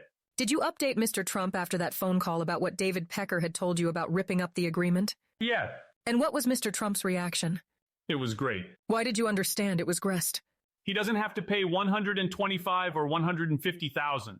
Did you have some understanding of what might happen to the other materials that you discussed with David Pecker in terms of the locked drawer and the other materials that were out there? Yes. What was your conversation or understanding about what would happen with those? David was not being considered for Time magazine, so he was going to stay at AMI and that there was no need to do any transfer. Plus, he also didn't believe that any of the documents that existed in that locked drawer were detrimental to Mr. Trump. Now, in total, approximately how many conversations would you estimate you had with Mr. Trump about the purchase of Karen McDougal's account and story? Quite a few. And were those conversations on the phone, in person, or both? Both. And in total, approximately how many conversations do you think you had with AMI, with David Pecker and Dylan Howard, about the Karen McDougal deal? Also a substantial amount. By the way, did you ever play for Mr. Pecker the recorded conversation that you had with Mr. Trump, where he said he understood that he would have to pay the $150,000? No. Why not? He didn't ask me to. I had told him that I had spoken to Mr. Trump and that he is going to do it. I told him I could, but I just never played it. In other words, withdrawn. After the conversation you had with Mr. Trump that you taped on September 6th of 2016, did you move promptly ahead the next day with Daniel Rothstein to finalize the agreements then? Yes. Was there any need to play that recording for Mr. Pecker?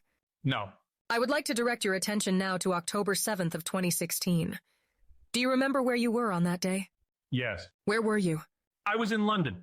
How do you remember that you were in London? Well, I went to London for my daughter's 21st birthday, as well as for my anniversary. And while you were in London, did you become aware of the release of what's known as the Access Hollywood tape? Yes. And how did you become aware of that tape coming out or that it had come out? I received a phone call. Who did you receive a phone call from? From Hope Hicks. Who was Hope Hicks at the time? Hope Hicks was communication director for the Trump campaign. Do you also recall receiving, at around that time, an email from Steve Bannon about the potential release of the Access Hollywood tape? Yeah. And who was Steve Bannon at the time? Campaign manager for the Trump campaign. Did you have Mr. Bannon's email and contact information in your phone? Yes, ma'am. Can we take a look now, please? Just for the witness, counsels, and the court, People's Exhibit 218. Do you recognize this email? I do. And who is this an email between you and someone else? This is an email between me and Steve Bannon, as well as Hope Hicks, Jason Miller, Kellyanne Conway, Dave Bossy. Was this an email that was forwarded to you from Steve Bannon? Yes. Does it relate to the release of the Access Hollywood tape? It does. And is it a true and accurate copy of the email and the forwarding of the information from Steve Bannon to you? Yes, ma'am. I offer in evidence now the rest of People's 218. Part of it was previously in evidence, now the entire exhibit. Just the same objection before. Noted. Accepted into evidence. Can you can put that up on the screen. Can we start at the bottom of the email, which would be the earliest email? And can you tell the jury what you understand this bottom email to be? Yes, this is an email from David Farenthold of the Washington Post dated Friday, October 7th, 2016 at 1:29 p.m., and it's to Hope Hicks with the subject matter of urgent Washington Post query. And just in general, what is he communicating to Hope Hicks, and what is he asking her for? He is asking her for comment in regard to the leak of the tape from Access Hollywood. And is there a transcript of the Access Hollywood tape attached to the email from David Farenthold to Hope Hicks? There is. And is David Farenthold in that email asking for some comments from Hope Hicks? Yes, ma'am. And does Hope Hicks then forward that email to some other folks? She does. And who does she forward it to? She sends it to Jason Miller, David Bossy, Kellyanne Conway, and Steve Bannon. What were those people's roles at the time? All of them had roles at the Trump campaign. And then, following, what does Hope Hicks say in that email that she forwards on to those folks involved in the campaign? Need to hear the tape to be sure, then followed by deny, deny, deny. And does that get forwarded? Now, as we scroll down, does that now get forwarded by Mr. Bannon onto you? Yes, ma'am. And can you read? Or if you can blow it up. Thank you. Mr. Cohen email to Steve Bannon saying, please call me? Call me. And why did you ask Mr. Bannon to call you? Because I wanted to ensure that things were being properly taken care of in order to protect Mr. Trump. And can we scroll up to the next email by Mr. Cohen when he asks about damage control? Can you read your email, Mr. Cohen? Yes, ma'am. Again, it's from me to Steve Bannon, October 7th, urgent Washington Post query. And my statement to him, my text to him, it's all over the place. Who is doing damage control here? Why is it that you asked that of Mr. Bannon? In order to protect Mr. Trump? Were you concerned about the impact of what this tape may have on Mr. Trump's campaign? Yes. Thank you. You can take that down. Now, on October 8th, you were still in London, is that right? That's correct.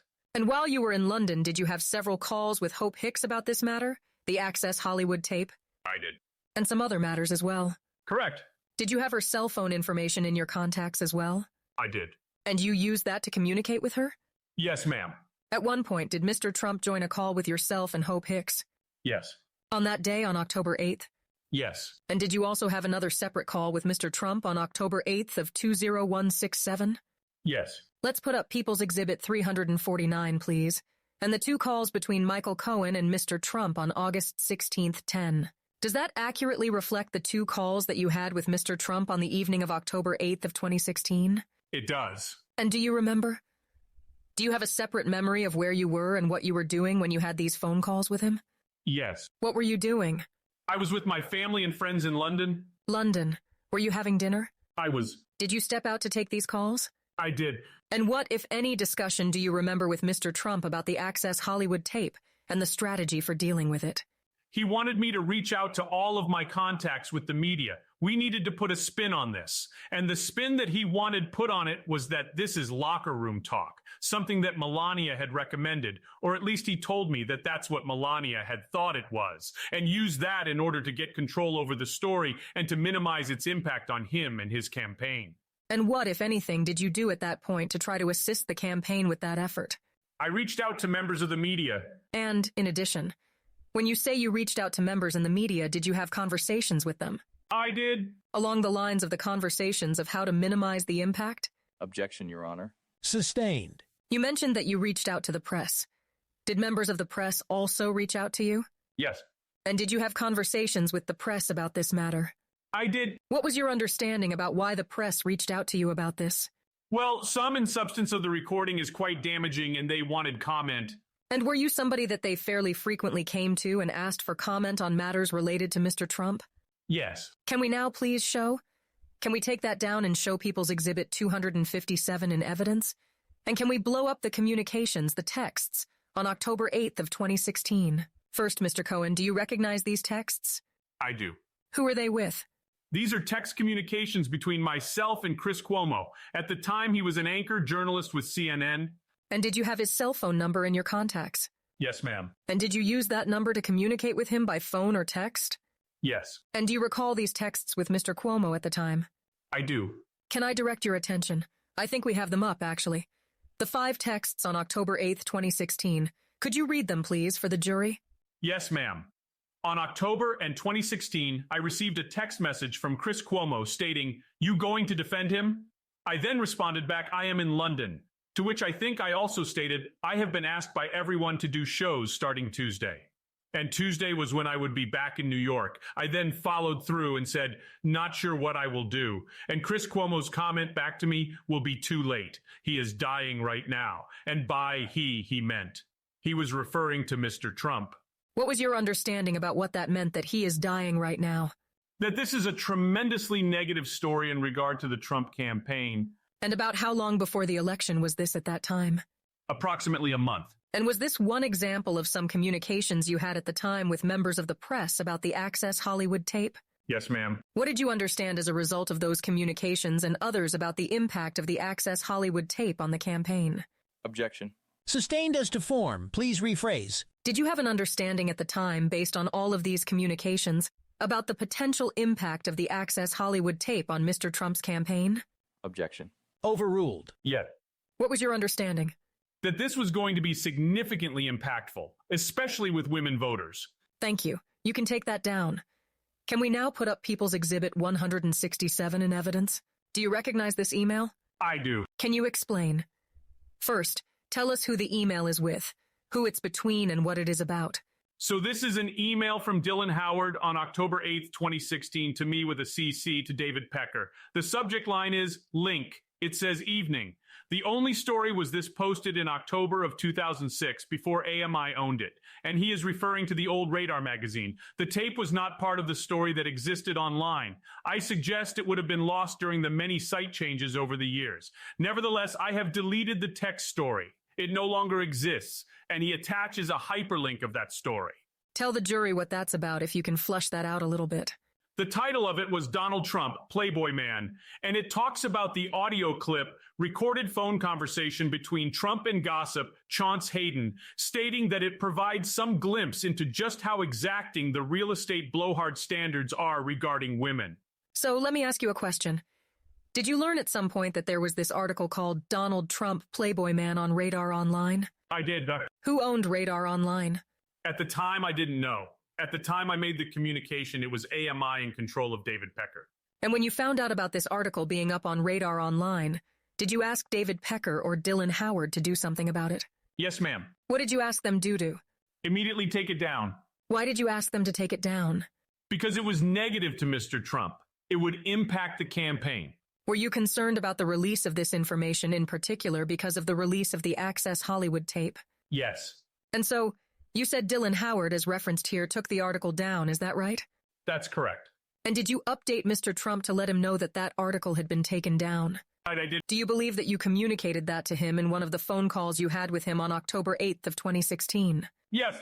And why did you tell him? I told him again, so he would know that the task or the situation has been handled to get credit for it, because here I am in London with my family for two important events. My daughter's 21, my anniversary, and I wanted David Pecker to get credit as well. Thank you. You can take that down. Now, do you recall having several calls in the evening of October 8th with David Pecker and also with Dylan Howard? Yes. Did you have a number of calls with them that night? Yes. Do you recall what was discussed with each of them in general that night? The Access Hollywood tape. And was it discussed also the Playboy Online article? As well as the Playboy. Did there also come a time that night where one of them indicated to you that a woman named Stormy Daniels was out looking to sell her story publicly? Yes, that conversation came up as well. Did that come up with Dylan Howard? I believe it was Dylan Howard. Now, did you know at the time when he advised you about that about who Stormy Daniels was? I'm sorry? That's okay. I will say it one more time. When Dylan Howard told you on the evening of October 8th of 2016 that Stormy Daniels was out looking, well, her manger was out looking to sell her story. Did you know who Stormy Daniels was at that time? I did. How did you know who she was?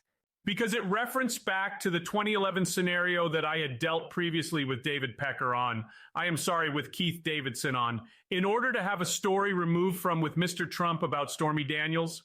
Yes. Can you tell us in general the gist of that conversation? After I received the information from Dylan Howard, I immediately went to Mr. Trump's office, knocked on the door, said, "Boss, I got to speak to you." And I told him about the conversation, the sum and substance of the conversation that I just had with Dylan Howard. And I asked him if he knew who she was. He told me that he did. And I stated about the story that existed on the dirty.com, that they had a relationship that occurred during a golf outing going back to like 2006. And I told him that one of the things that, we need to do is we need to obviously take care of it. We need to absolutely do it, take care of it. Did he also tell you about meeting her? Objection. Did Mr. Trump also tell you anything about having met her at the golf tournament back in 2006? Yeah. What did he tell you? He told me that he was playing golf with Big Ben Roethlisberger, the football player, and they had met Stormy Daniels and others there. But she liked Mr. Trump, that women prefer Trump even over someone like Big Ben. And did you ask him at that time in 2011 whether he had sexual encounter with Stormy Daniels? I did. Did he answer you directly? No, ma'am. What did he say? Did he say anything in response to that? No, ma'am. Did he mention anything about what she looked like? He said she was a beautiful woman. Let me go back to your conversations with Mr. Davidson about taking that article down from the dirty.com. Did you also have some conversations with the General Counsel of Life and Style about what he might do if that article wasn't taken down? Yes, ma'am. What was the substance of that conversation?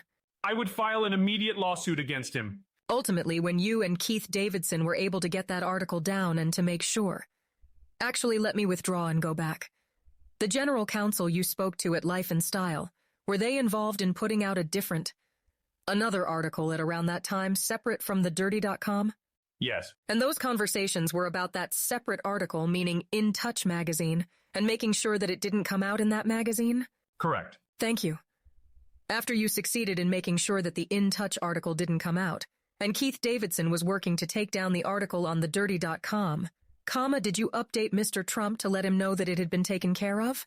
I did, and gave the credit actually in that case to Keith Davidson, who was the one who filed and sent papers to the dirty.com to have it removed. As a result of your efforts and Keith Davidson's efforts, did that article, either article in 2011, get any traction in 2011, meaning, was it out there much? No, ma'am. So, let me now move past 2011. Between that and 2011 and 2016, when you found out from Dylan Howard that Stormy Daniels' story had resurfaced again, in between that time, had you heard anything more about the Stormy Daniels matter? Nothing. Now, when you learned on October 8th from Dylan Howard that the Stormy Daniels story had resurfaced, did you also learn from Mr. Howard that there was an attorney who would be representing Stormy Daniels in the matter? Yes. What did he tell you? Keith Davidson, he was going to be representing Stormy Daniels. And was that the same lawyer who had represented her in 2011 that you worked with? Yes, we had obviously a positive result. So let me ask to please put up again 177A, Mr. Cohen's texts with Dylan Howard. Can you take a look at the texts on October 9th, 2016? Yes. Actually, if you are able to, on these texts, could you read them to the jury, please? I'm sorry? Could you read these to the jury? Yes. Are these all dated on October 9th, 2016? Yes. If you would read them to the jury. This is from Dylan Howard to me stating, emailed you. Then he also forwarded a second one stating, Keith will do it. Let's reconvene tomorrow. Who did you understand Keith to be? Keith Davidson. Continue if you would, please. Then I responded back to him. Thank you. Followed it then by another text communication advising that Resolution Consultants LLC, the name of the entity that I formed a week ago, to which I then responded again, whenever you wake, please call my cell, because of the difference in the time zone. Now, why did you tell Mr. Howard that you had formed Resolution Consultants, an entity, just the week before? So that would be the name of the entity that we would use in order to purchase the life rights to the Stormy Daniels matter. Thank you. You can take that down. Did you return to New York from London on approximately October 10th, 2016? I did. And did you have some further text communications with Keith Davidson and Dylan Howard on that date? Yeah. Let's put up 178A, please. And specifically, I believe there are 2 texts. If we can float up a little so Mr. Cohen can read them. Now, who are these texts between or among? So, from Dylan Howard to me on Monday, October 10th, and it states, Keith Michael, connecting you both in regards to that business opportunity. Spoke to the client this AM, and they're confirmed to proceed with the opportunity. Thanks, Dylan. Let me ask you, is that a 3-way text or a 2-way text? In other words, yourself and Dylan Howard, is there anybody else on that text? Yes, Keith Davidson. So is it a text from Dylan Howard to both yourself and Keith Davidson? Yes. Okay. Can you also read Dylan Howard's next text communication to both yourself and Keith Davidson? So Dylan Howard sends to both myself and Keith Davidson. Over to you two, meaning that the two of us should just speak independent. What did you understand to be the business opportunity that Mr. Howard was referring to? The business opportunity was the acquisition of the life rights of Stormy Daniels. Now you can take that down. Thank you. Can we now show People's Exhibit 337 and highlight the call between Mr. Cohen and Keith Davidson on October 10th, 2016? I believe there are 2 calls referenced there. Now, after Dylan Howard confirmed that Keith Davidson would be representing Stormy Daniels, did you reach out and speak with Keith Davidson by phone? I did. And from this point on, did you speak a great deal with Mr. Davidson about purchasing the life rights to Stormy Daniels' story? Yes. You can take that down. Thank you. Now, after you learned from Dylan Howard and from Keith Davidson about the Stormy Daniels story, and her wanting to publish that story and the conversations about purchasing that story, did you speak to Mr. Trump? I did. Can you tell us? First of all, why did you speak to Mr. Trump about it? Because it was a matter that affected him, and because that was what I always did, which was to keep him abreast of everything. Was this also a serious matter at that time? A very serious matter. Did you tell him what you had heard from Dylan Howard and Keith Davidson? Yes. And what was his reaction? He was really angry with me. I thought you had this under control. I thought you took care of this. I expressed to Mr. Trump, we did, 2011. I have no control over what she goes out and does. And he expressed to me, there is previous denial. Just take care of it. There was a lot going on at the campaign at the time. He was like, just take care of it. Did he say anything to you at that time about how this might be viewed if it got out? Yes. What did he say in substance? He said to me, this is a disaster, total disaster. Women are going to hate me because this is really a disaster. Women will hate me. Guys may think it's cool, but this is going to be a disaster for the campaign. What, if anything, did you understand about withdrawn? Why did you understand? What did you understand him to mean by women will hate this, and what his concern was? Objection. Overruled. So at the time, Mr. Trump was polling very, very low with women and... You said very well? No, very poorly. I'm sorry. It's all right. I couldn't hear. He was polling very poorly with women, and this, coupled with the previous Access Hollywood tape, he just stated, this is a disaster, and get control over it. Did you have any conversation with him about strategy in dealing with the story? I am sorry. Did you have any additional conversation with Mr. Trump about a particular strategy about how to get control of it and how to deal with it?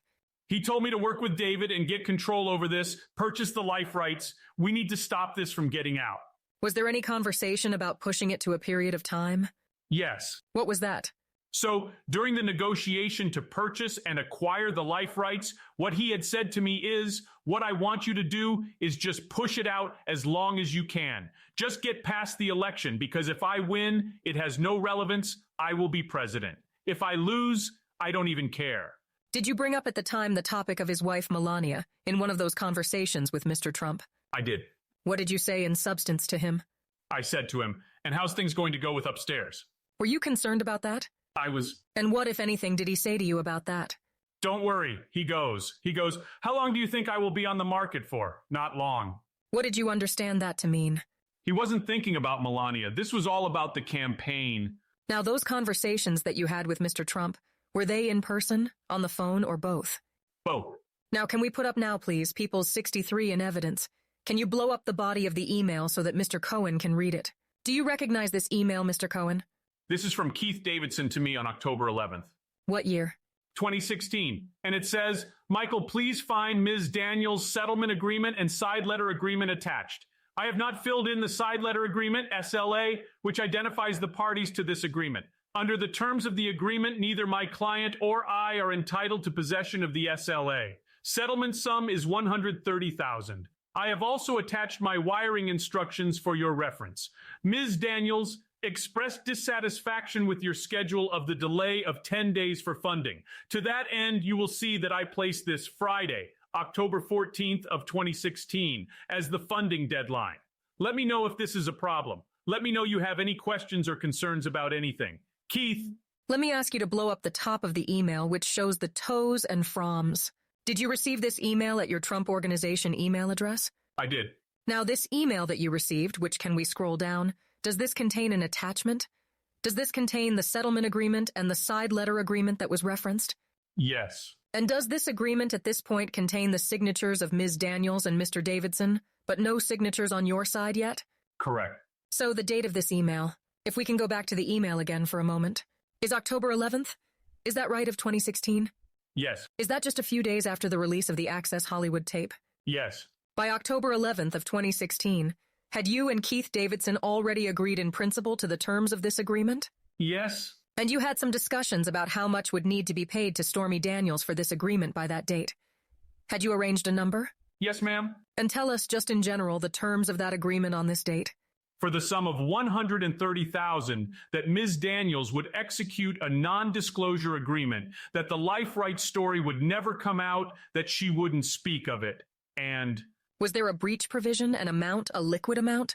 Yes, there was a very large $1 million per violation liquid punitive damages. It was a clause that we put in where she would owe at that point in time, the LLC that was going to do it, she would owe them $1 million per violation.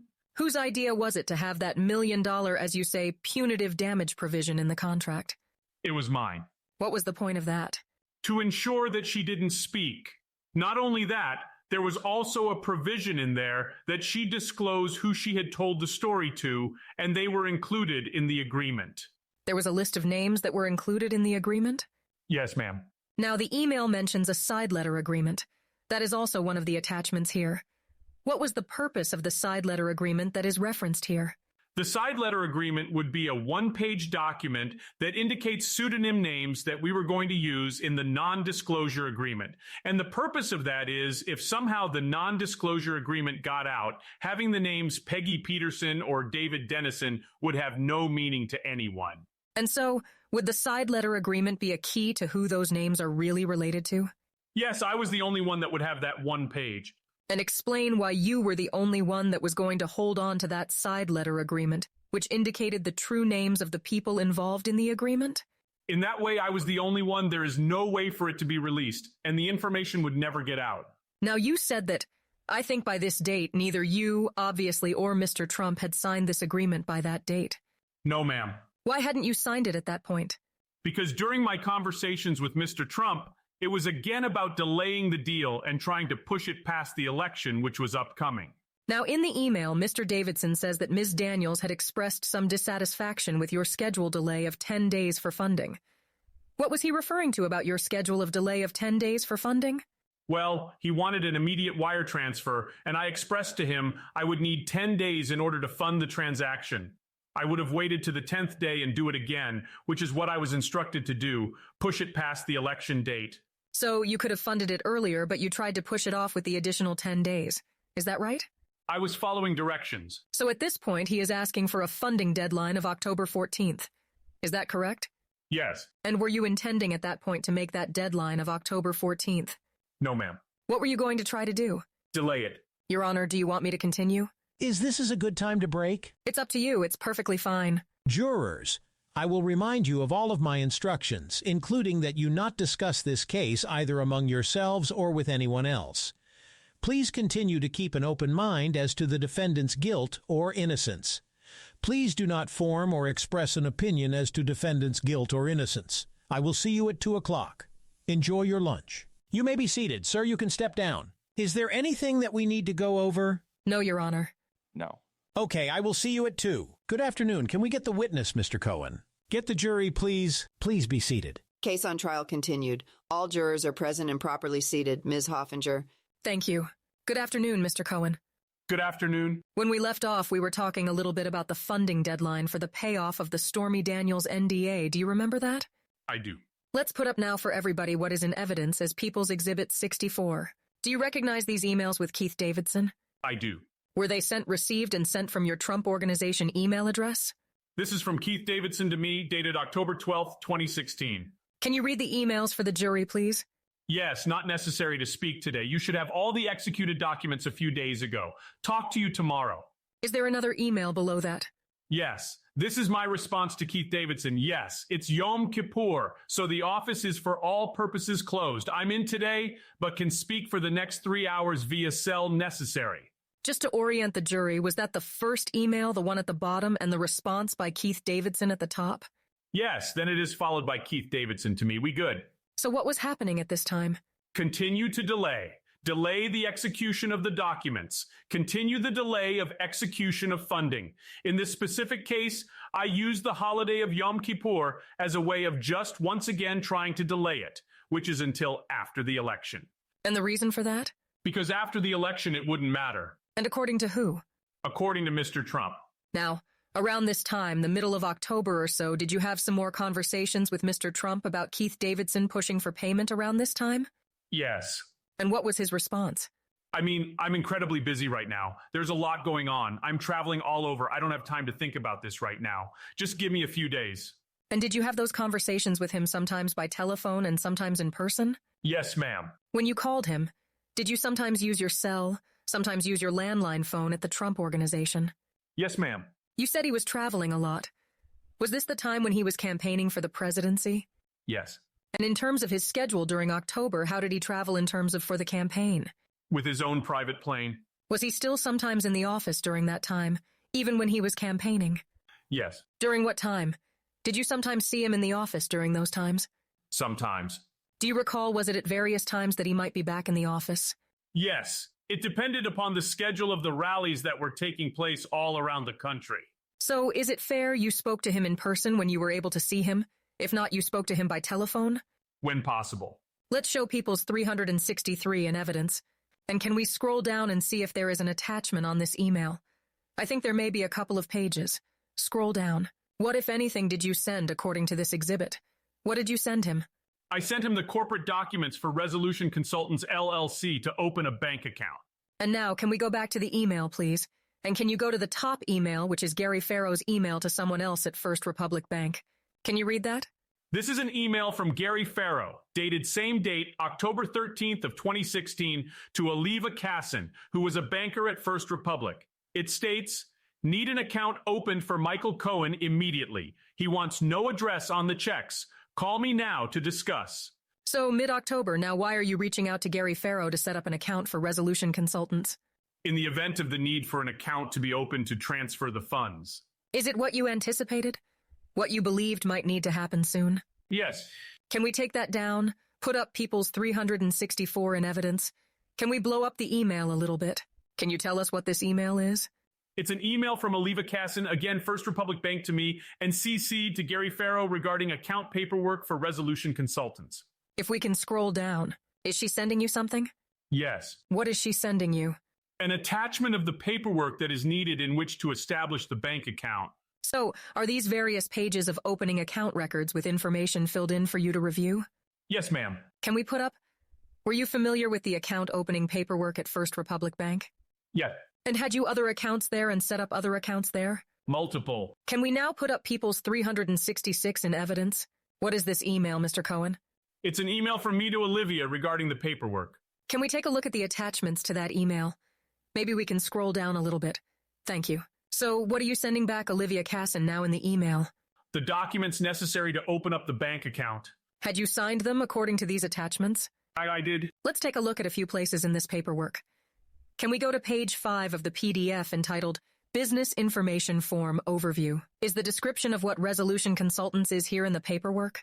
Yes. Can you read that? It states, please include product of services provided, typical customers, suppliers, etc. It says, Resolution Consultants, LLC is a consulting firm. Michael Cohen provides individuals and businesses, financial services, law firms, technology firms, etc., advice on strategy, PR marketing, best practices and procedures, etc. All of his clients are in the United States of America. Can we also take a look at page 9 of the PDF? That is NAICS business description? Yes. And can you read the description there of the business? So the NAICS code is 541611. The business description is management consulting, including HR and marketing. Can we finally look at the NAICS? Actually, we already read that. Let me ask you, Mr. Cohen, did you sign these documents at page 3? Let's show page 3 of the PDF. Did you sign that? I did. On what date?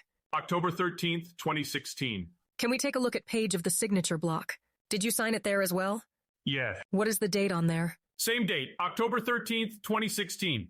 Were the descriptions in the account paperwork that we just read, were they truthful as of the date that you opened the account? No. Why didn't you give FRB the true reason for your opening the account? Well, I'm not sure they would have opened it if it stated to pay off. To pay off an adult film star for a non-disclosure agreement. You understood that, is that right? Yes, ma'am. Did you ever end up finalizing the account for the bank account for Resolution Consultants, LLC? No, ma'am. What happened? I realized that during the process, I couldn't remember why I even called it Resolution Consultants. Then it dawned on me that it's actually the name of a company of somebody who I know who happens to be out of state. I didn't think he would appreciate if I had used the same name as his company. Did you end up, when you ultimately opened the account at FRB, did you use a different name of a different company? I did. And what name was that? I transferred it. I made it to Essential Consultants, LLC. You filled out similar paperwork at FRB for the Essential Consultants account? Yes. Also with false descriptions of the purpose of the account.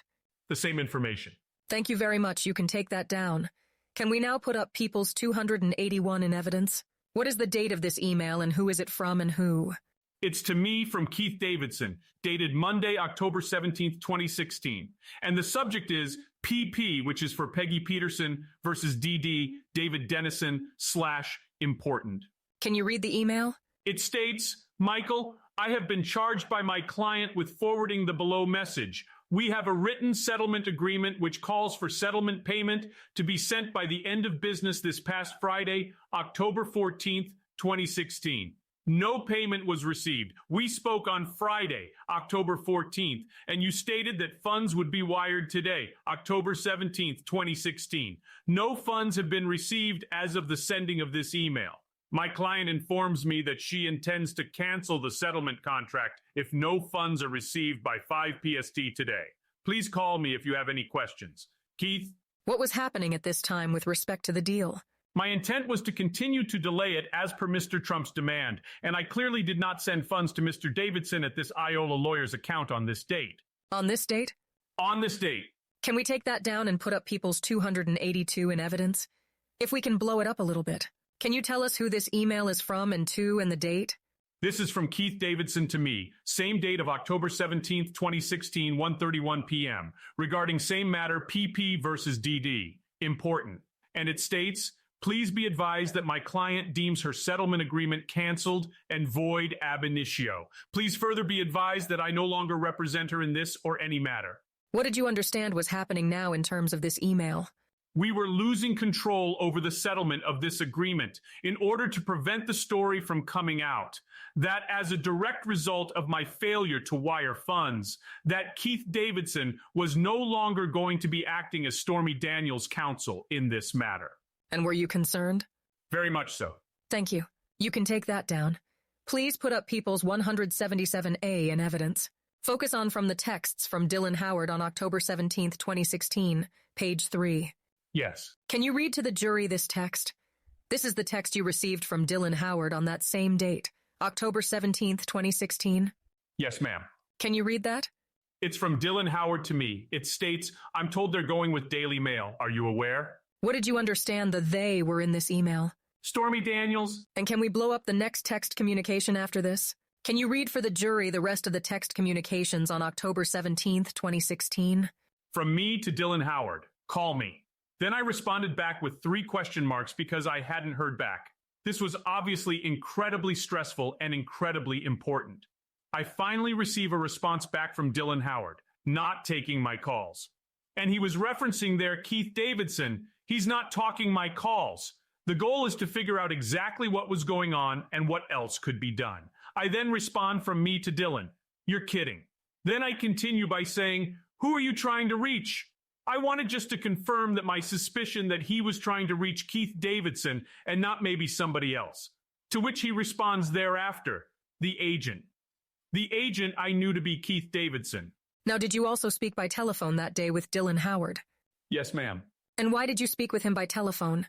This was of grave importance. What, if anything, did you understand at this point about whether Stormy Daniels might end up in the Daily Mail? That's what we were told, and that's what I relayed to Mr. Trump. And so, let's put up now People's 349 in evidence. And let's blow up the call on October 17, 2016 at 5 p.m. between Michael Cohen and Mr. Trump. Do you see a call there? I do. Who called who?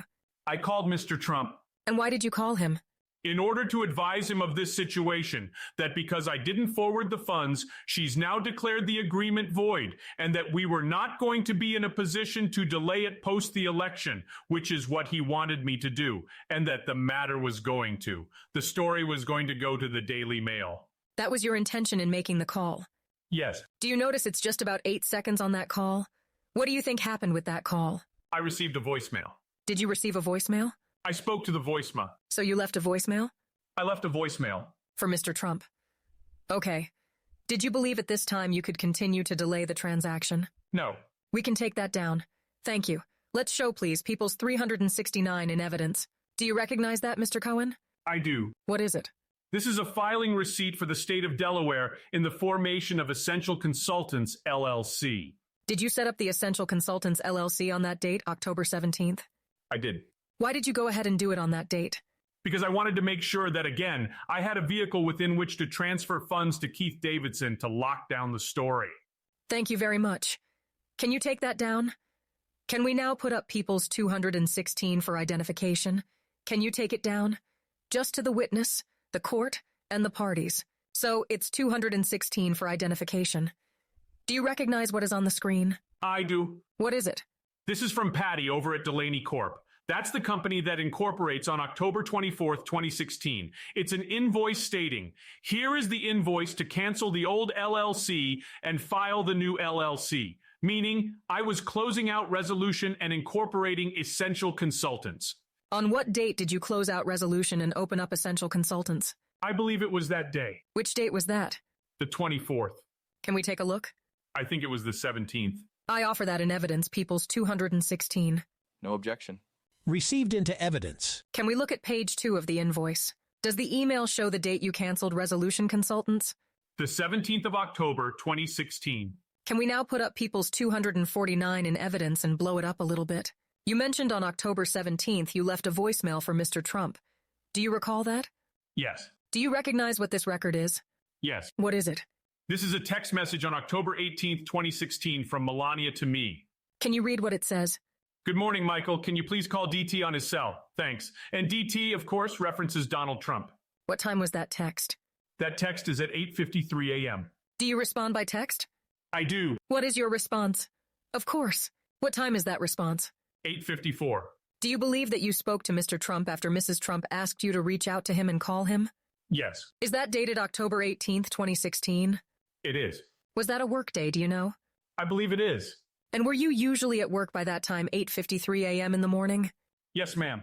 Do you believe that you called Mr. Trump using your landline at the Trump Organization? Yes, ma'am. Now, I would. So we're now talking about October 18th, 2016, and I would like to ask you, on that day or that evening, did you make an appearance on Wolf Blitzer's show on CNN that night? I did.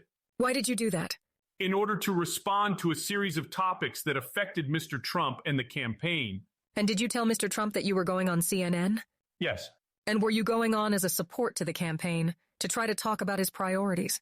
Yes, as a surrogate. And you said that was to deflect from some other news that was out there?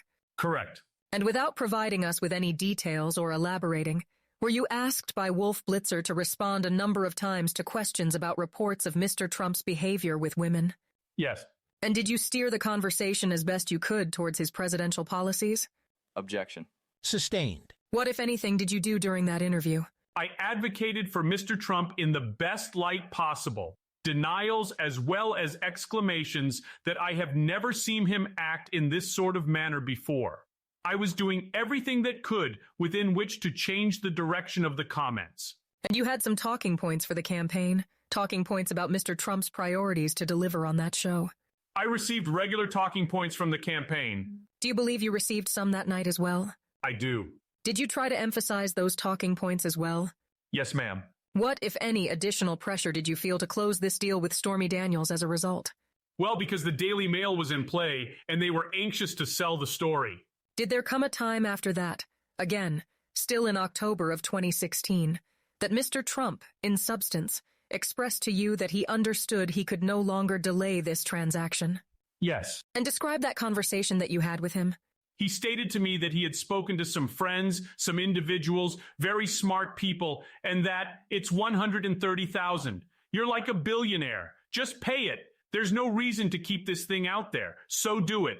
And he expressed to me, just do it. Go meet up with Alan Weisselberg and figure this whole thing out. Following that conversation with Mr. Trump, did you in fact have some discussions with Alan Weisselberg about trying to figure out how the payment would be made? Yes. And what, in substance, did you discuss with Weisselberg and the different options?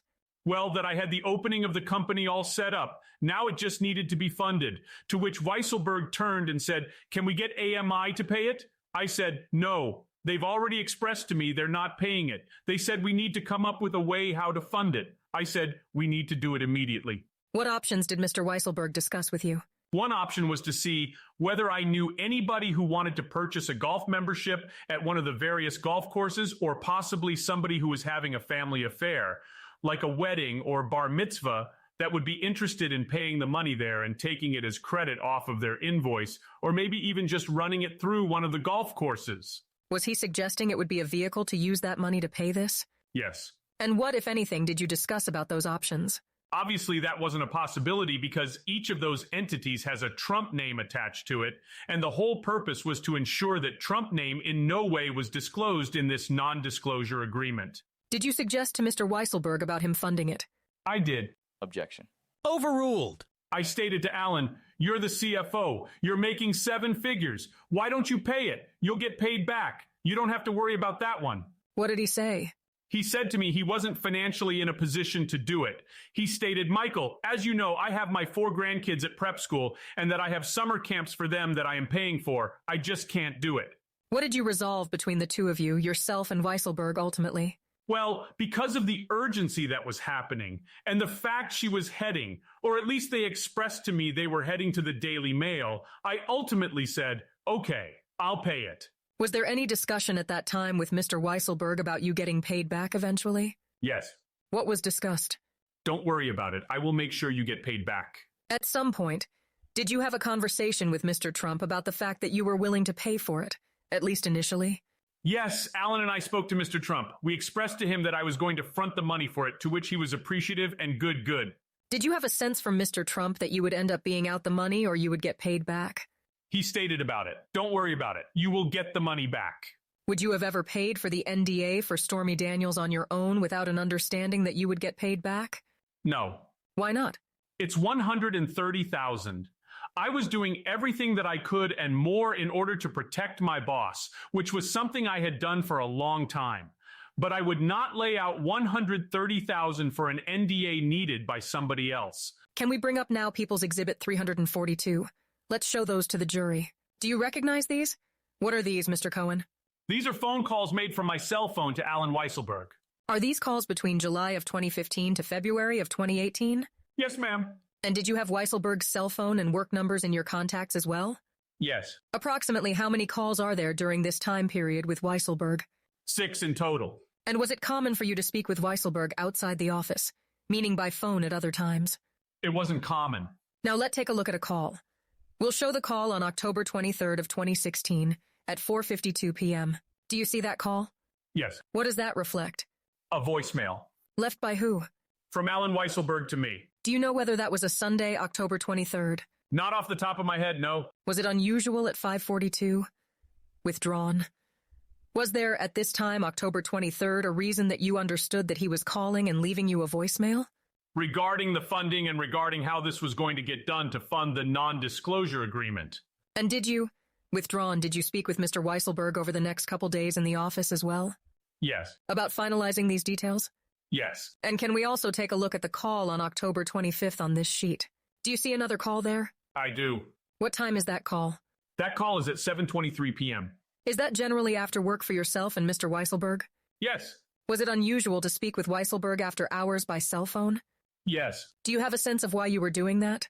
It had to do with the Stormy Daniels matter. Was there some urgency at this point? Significant urgency. Thank you. Can we take a look at now People's 341 in evidence, please? Let's take a look at the call between Mr. Schiller and Mr. Cohen on October 24th at 8:02 p.m. Do you see that call? Yes, ma'am. And was it 8:02 p.m.? Yes. You called Mr. Schiller or did he call you? I called Mr. Schiller. Do you know why you were reaching out to Mr. Schiller in the evening of October 24th, 2016? Yes. Why?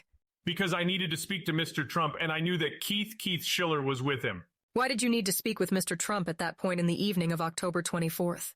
To discuss the Stormy Daniels matter and the resolution of it. And did you have an understanding about whether during that conversation you resolved that you were moving forward to fund the deal? Yeah.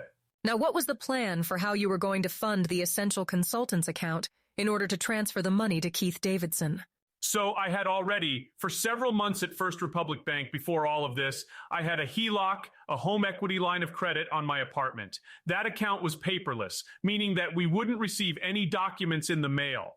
And I elected to use money that was in the HELOC because my wife was the CEO of the household and would not understand if there was $130,000 missing from our joint bank account. She would ask me, and I clearly could not tell her, and that would have been a problem for me. So I elected to use the HELOC. And once I received the money back from Mr. Trump, I would just deposit it and no one would be the wiser. Can we now put up People's 177A in evidence and cull out the text between Mr. Howard and Mr. Cohen on October 25th, 2016? So this is a text message from Dylan Howard to me, and it states, Keith calling you urgently. We have to coordinate something on the matter he's calling you about, or it could look awfully bad for everyone. What did you understand that to mean? This matter, if the matter wasn't resolved, it was going to be catastrophic to Mr. Trump and the campaign. Did you also have a call on that night, October 25th, 2016, withdrawn? Did you have a call on October 25th, 2016 with Dylan Howard and David Pecker? Yes, ma'am. Can you describe for the jury that call and what occurred and what was said? Well, it was all about, again, the resolution of the non-disclosure agreement. And what, if anything, was Dylan Howard telling you on that phone call? How to get this thing done. She's going to the Daily Mail. This could be catastrophic to the campaign. This will further isolate women from the candidate. And did you make a request at that time of Mr. Pecker on that call? Yes. What did you ask him? If he would be kind enough to make the payment. Why did you ask him to make the payment at that point? To see if he would do it, considering he's been doing it for Mr. Trump before. I figured why not ask? What did he say? Not a chance. Did he say why? Yes. What did he say? I knew he didn't get the money back on the $150,000 even though they turned out. I cannot do it again. It can cost me my job. How did you leave things with Dylan Howard and David Pecker on that call? What did you tell them? Make sure it's locked down. We're going to take care of it. In other words, Who did you say was going to take care of it at that point? I was... Thank you. Now, you said earlier, I believe, that you sometimes communicated with David Pecker by Signal, an encrypted application? Yes, ma'am. Let's put up just for the witness and counsel and the judge people's 212 for identification, please. Do you recognize that document, Mr. Cohen? I do. What is it? This is text messages on the encrypted app of Signal. And are these screenshots of the messages and reflected other communications using the Signal application between yourself and Mr. Pecker? Yes. Aside from what might be some redactions on that document, is this an exact copy of those communications between yourself and Mr. Pecker? Yes. I offer People's 212 in evidence, Your Honor.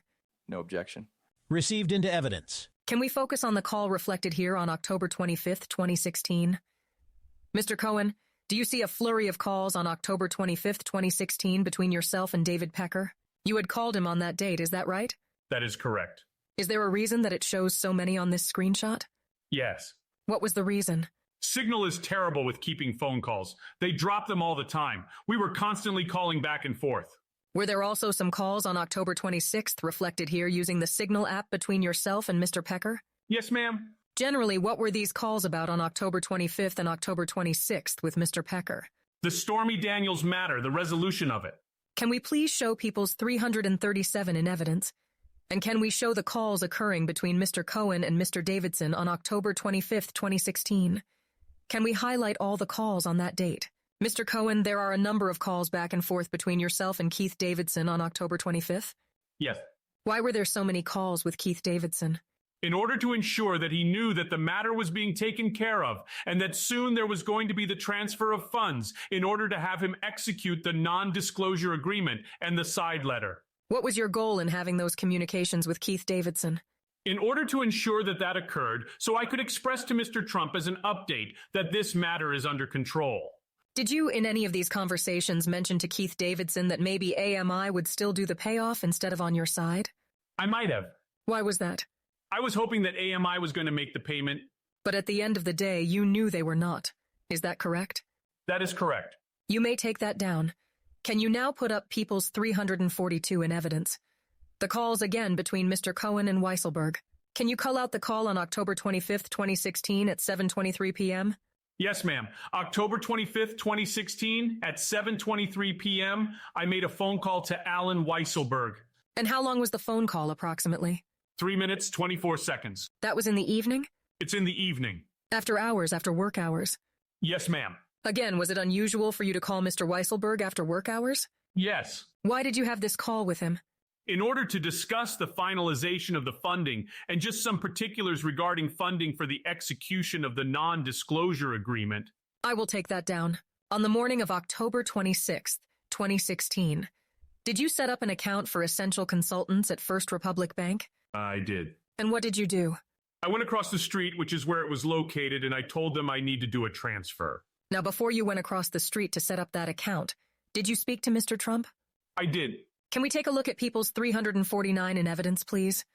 Can we highlight the 2 telephone calls on October 26th, 2016, one at 8:30 a.m.? 2 calls at about the same time, actually, about 8:30 a.m. You see those 2 calls? Yes, I do. How long was the call for? One is 3 minutes and 20 seconds. The second one is for 1 minute and 28 seconds. Did you call Mr. Trump before you went and set up the account to make a transfer? Yes. What, in substance, did you discuss with him on these 2 calls? I wanted to ensure that, once again, he approved what I was doing because I required approval from him on all of this.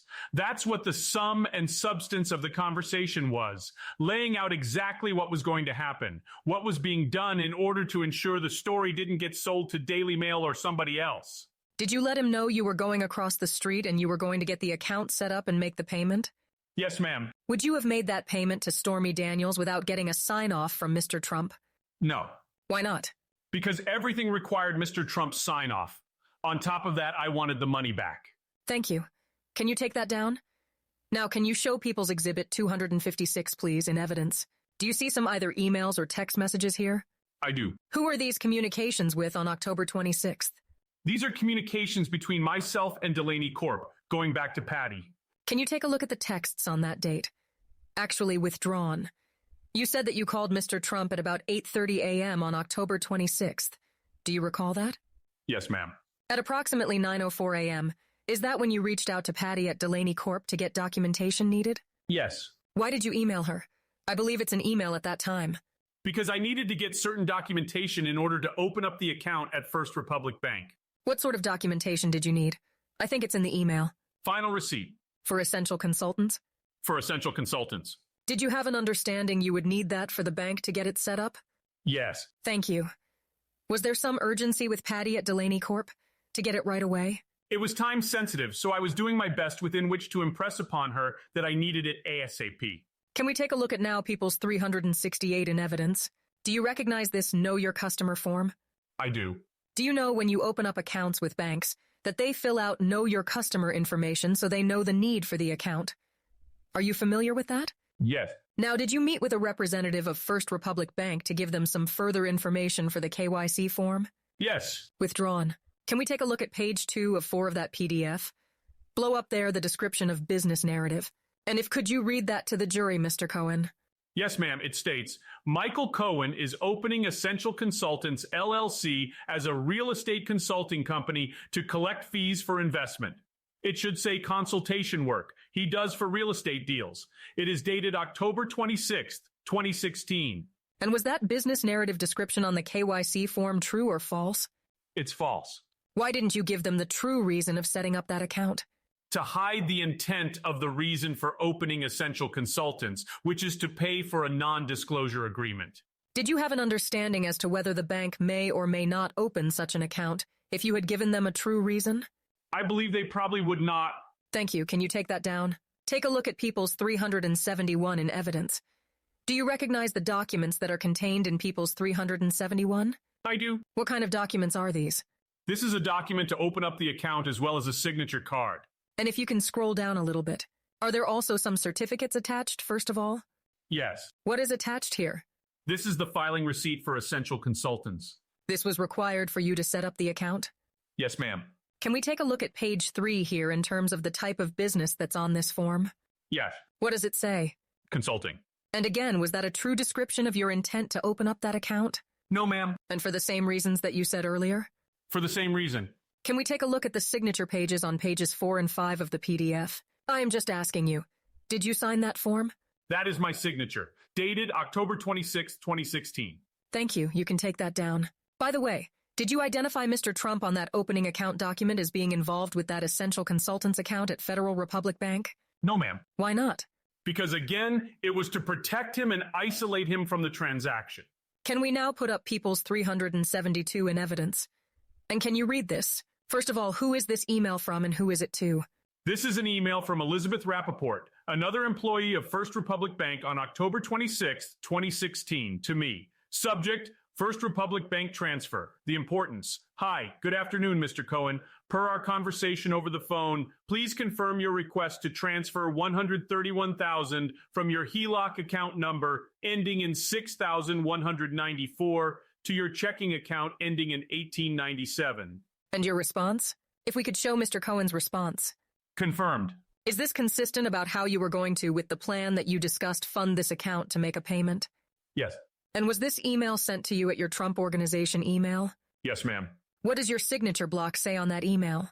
Executive Vice President, Special Counsel to Donald J. Trump. Thank you. You can take that down. Can we now take a look at People's Exhibit 284 in evidence?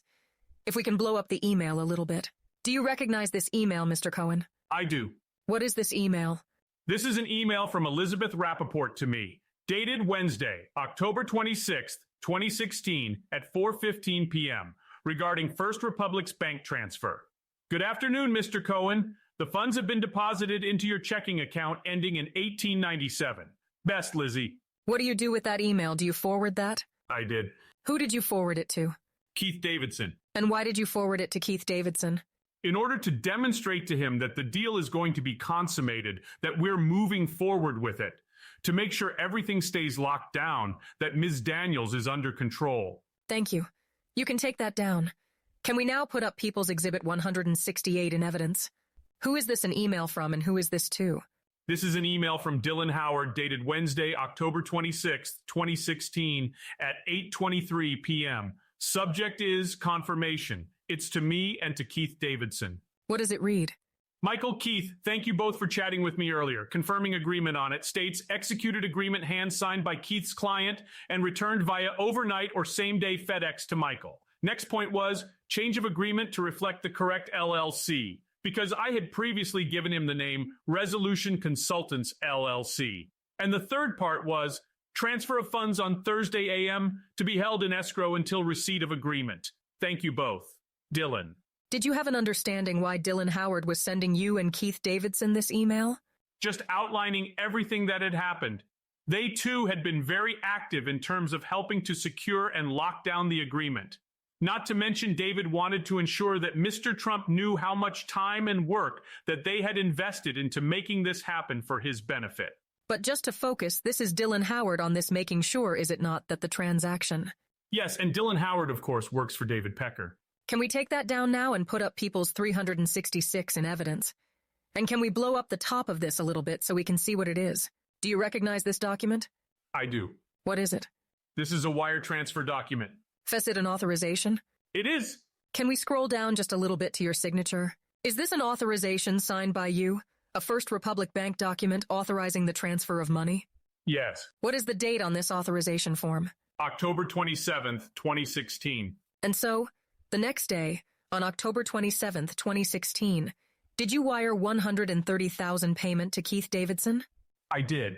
And is Mr. Davidson listed as the beneficiary of wire on this form? Actually, his attorney-client trust account is. Can we blow up the description of the purpose of the wire on this form? What does that say is the purpose of the wire?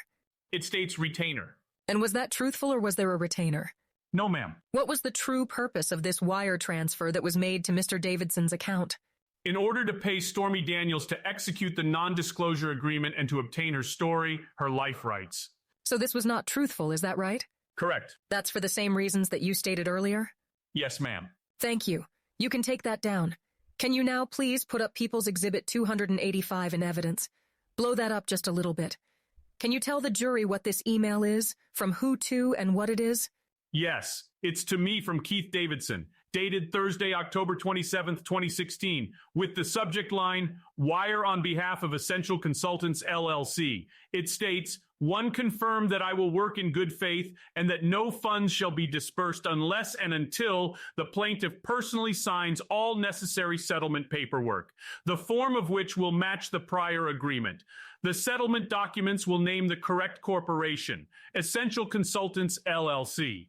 Plaintiff's signature will be notarized and returned to you via FedEx. Only after you receive the FedEx will I disperse. Fair? So, and I apologize.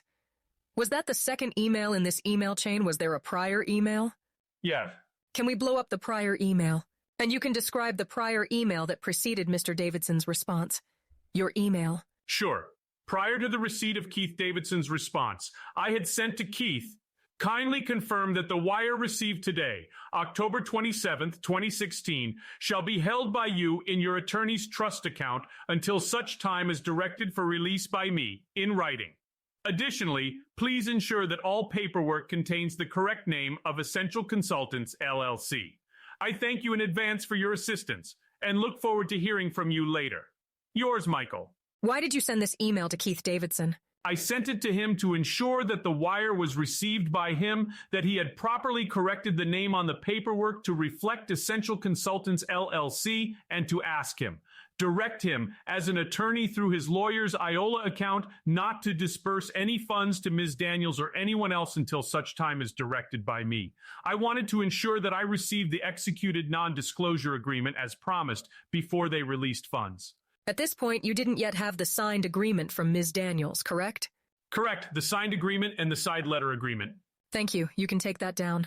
Now, after you wired that money to Keith Davidson, did you then receive the final non-disclosure agreement and the side letter signed by Ms. Daniels? I did. What were the general terms of the agreement? Were they the same as the agreement that had been sent to you on October 11th?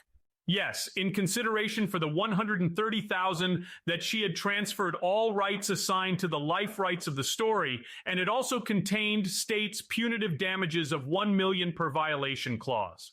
Did you let Mr. Trump know once you received it that you had it? Immediately. Why did you do that? For 2 reasons.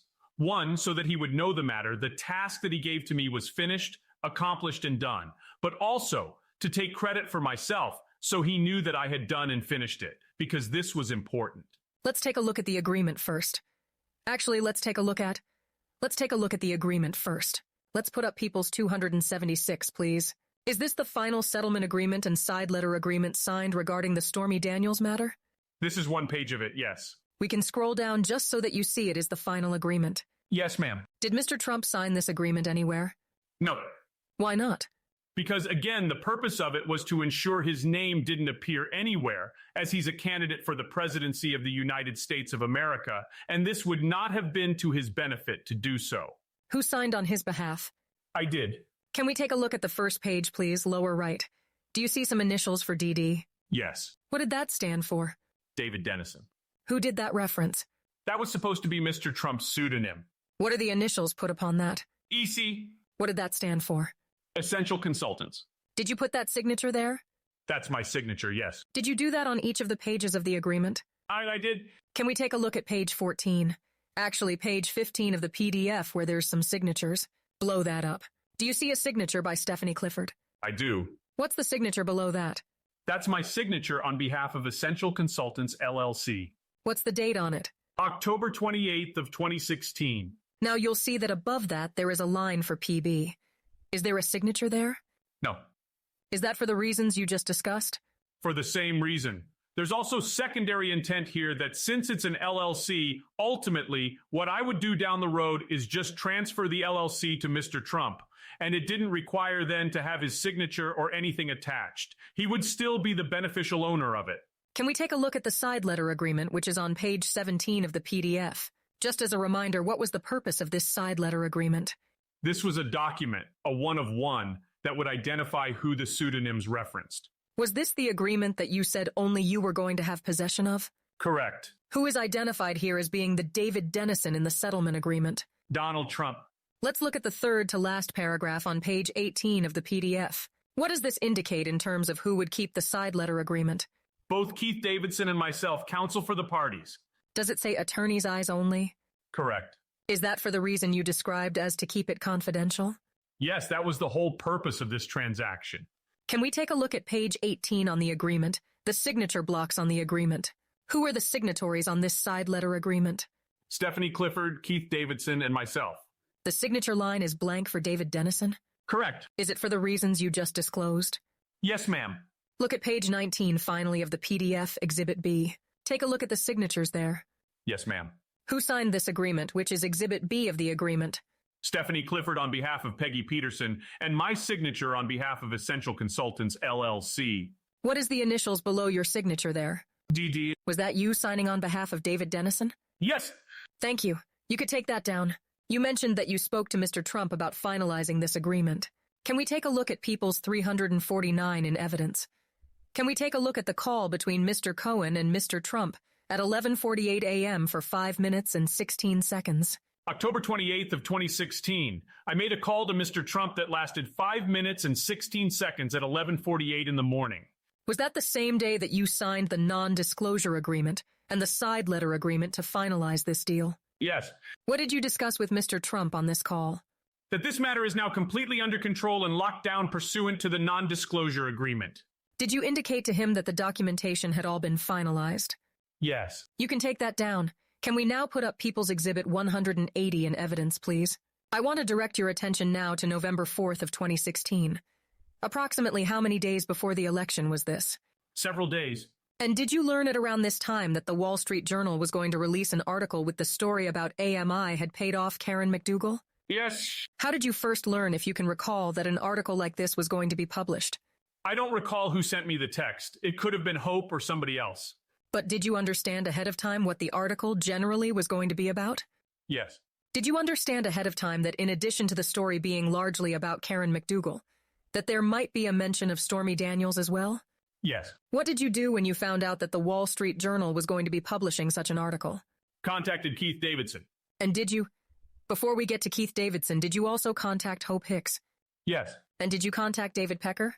I did. And what was your effort in contacting folks like David Pecker and Hope Hicks at around this time? So that we can all coalesce around this issue in an attempt to, again, quell the potential effects that would result from an article like this. Can we take that down just for a moment and bring up People's 338 in evidence? Can we highlight the calls between Mr. Cohen and Hope Hicks on November 4th, 2016?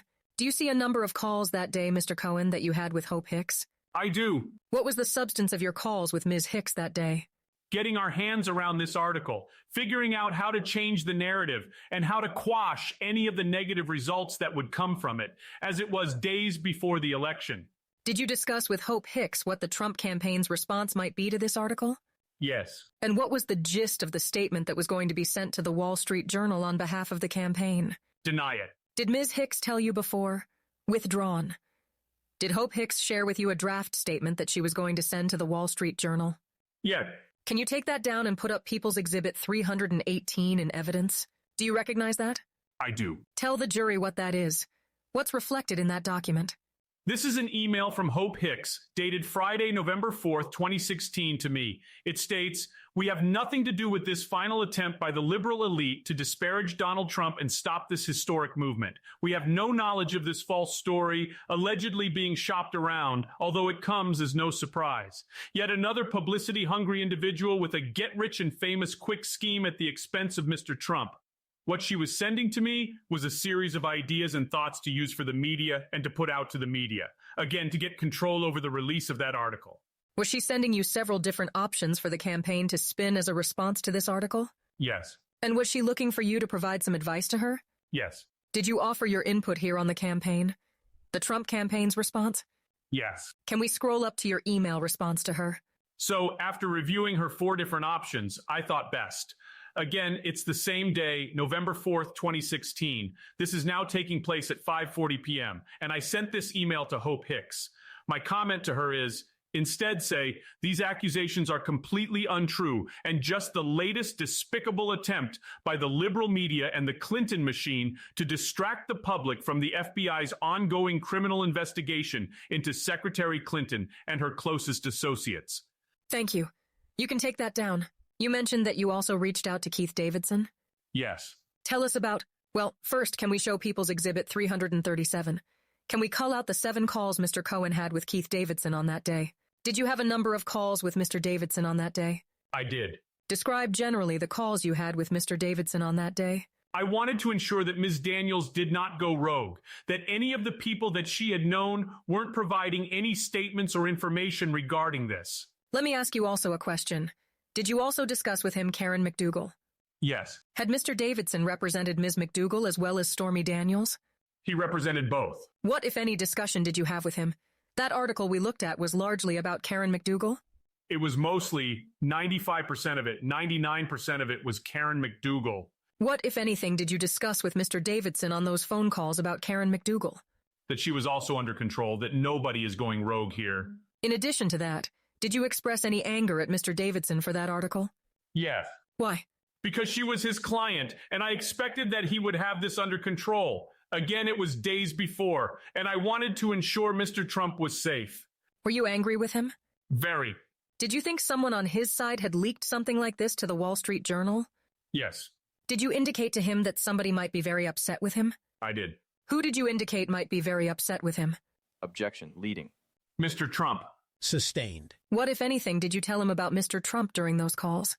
That he was really angry, and I truly hope that we don't come back to find out that this is something that you guys did where this is a major problem. Did Mr. Davidson issue some comments and denials to the Wall Street Journal in response? Yes. Were you satisfied at that point?